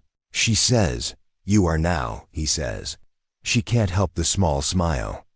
On conditions. Name 3, he says. Keep the board, she says. Keep analog in reach. Keep consent in the contract, not in the footnotes. Done, he says. She watches a bird ride a thermal like it was born for it because it was, and one more. Name it. No hero language, she says. We aren't heroes, we're maintenance. He laughs softly. Done. She shakes his hand. It feels like shaking hands with a person and not an institution. The rest of the day happens the way rest happens. When you have done the hard thing with care, it is easy in ways you don't need to narrate. She walks back through 3B, because now she always does. The seam is closed. The case is present. The air feels like it does when a good meeting ended and no one had to pretend in the parking lot after Dot. The Dot taps her shoulder in the way of thoughts that want to be admitted again. She looks slowly so it doesn't think it owns her attention. Hello. It writes, hello, she says. All nodes ACK. Pilot ready. We wait. We teach. She says, yes, request, count. She gives it. The way some people give grace. Thanks. A second message appears. Not from the Dot and not from any device in the room. It comes through a line she has never used and is not sure she likes. The letters are thinner. The tone is wrong. Hello, Legacy. We've been practicing your song. She goes cold and hot in one breath, which is a trick her mother would have admired as physiology and scolded as storytelling.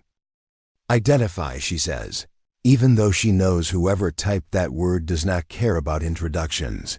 A reply arrives with the kind of charm that makes strangers hand over wallets. Call. U.S. Choir. Navarro arrives behind her without footsteps. Because good friends don't always announce. She reads the line. Her jaw sets. External, Oscar says in her ear. Unknown origin. Borrowed infrastructure. Intent, Halle says. Practice with someone else's mouths, Navarro says. Hurt without looking like they meant it. The new message arrives like a bad magician's trick. Count with us. Mara inhales on 4. She exhales on 4. She refuses to fear the invitation. No, she says. We count with those who consent. We count with those who show up. We count with rooms that keep doors open. The reply is a smile with no mouth. We'll see you in the city. The line goes dead. The room remains alive. Mara looks at Navarro. Navarro looks at Mara. They do not pretend to feel something they don't. They feel what is. And it is this. They are not done. Tell the board, Mara says. We'll meet, Navarro says. We'll write. We'll fortify. We'll teach. Halle steps in. We'll sit with the clinics and the dispatchers and the janitors. Choirs don't know what to do with janitors. Stroud finds the doorway. We'll be neighbors, he says. Mara anchors herself with a hand on the case. She listens to a building that is learning to listen back. She thinks of her father's count and her mother's keep. She thinks of all the rooms waiting to be asked to be good. All units, she says into the quiet between storms. We'll breathe. We'll count. We'll keep. The Dot hums yes, Droppa, if you'd stand. Your ground for consent, even when it'd be easier to give your voice away. Greater than this story took us a long time. If you like it, subscribe. Now back to the story. The next morning begins with shoes squeaking in hallways because somebody forgot to order the right floor wax. It comforts her. Imperfection is proof of life. Choir makes good on its promise. Not at a siren, not at a bridge, not with a train. With a school. A call from a principal who prides herself on knowing every kid by the way their footsteps sound. We have a lockdown, she says. We don't have a threat.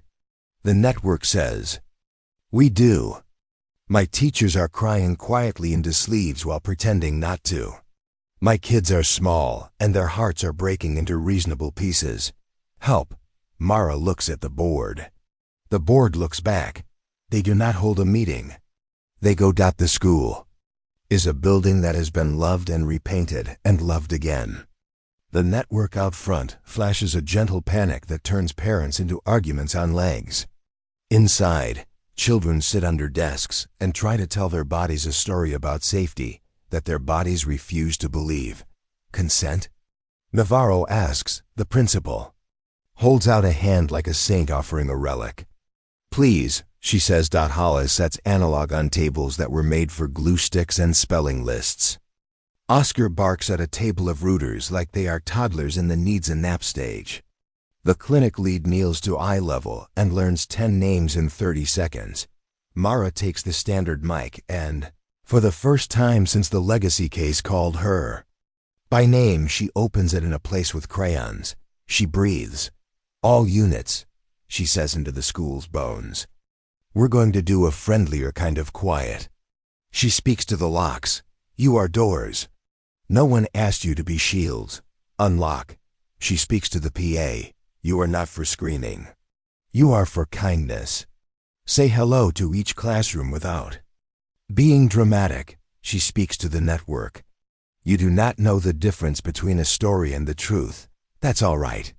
Take a nap. She speaks to the teachers. You are allowed to cry like adults. Your kids will think you are brave. Because you are. She speaks to the kids. We don't always know what our bodies need. Right now they need 4.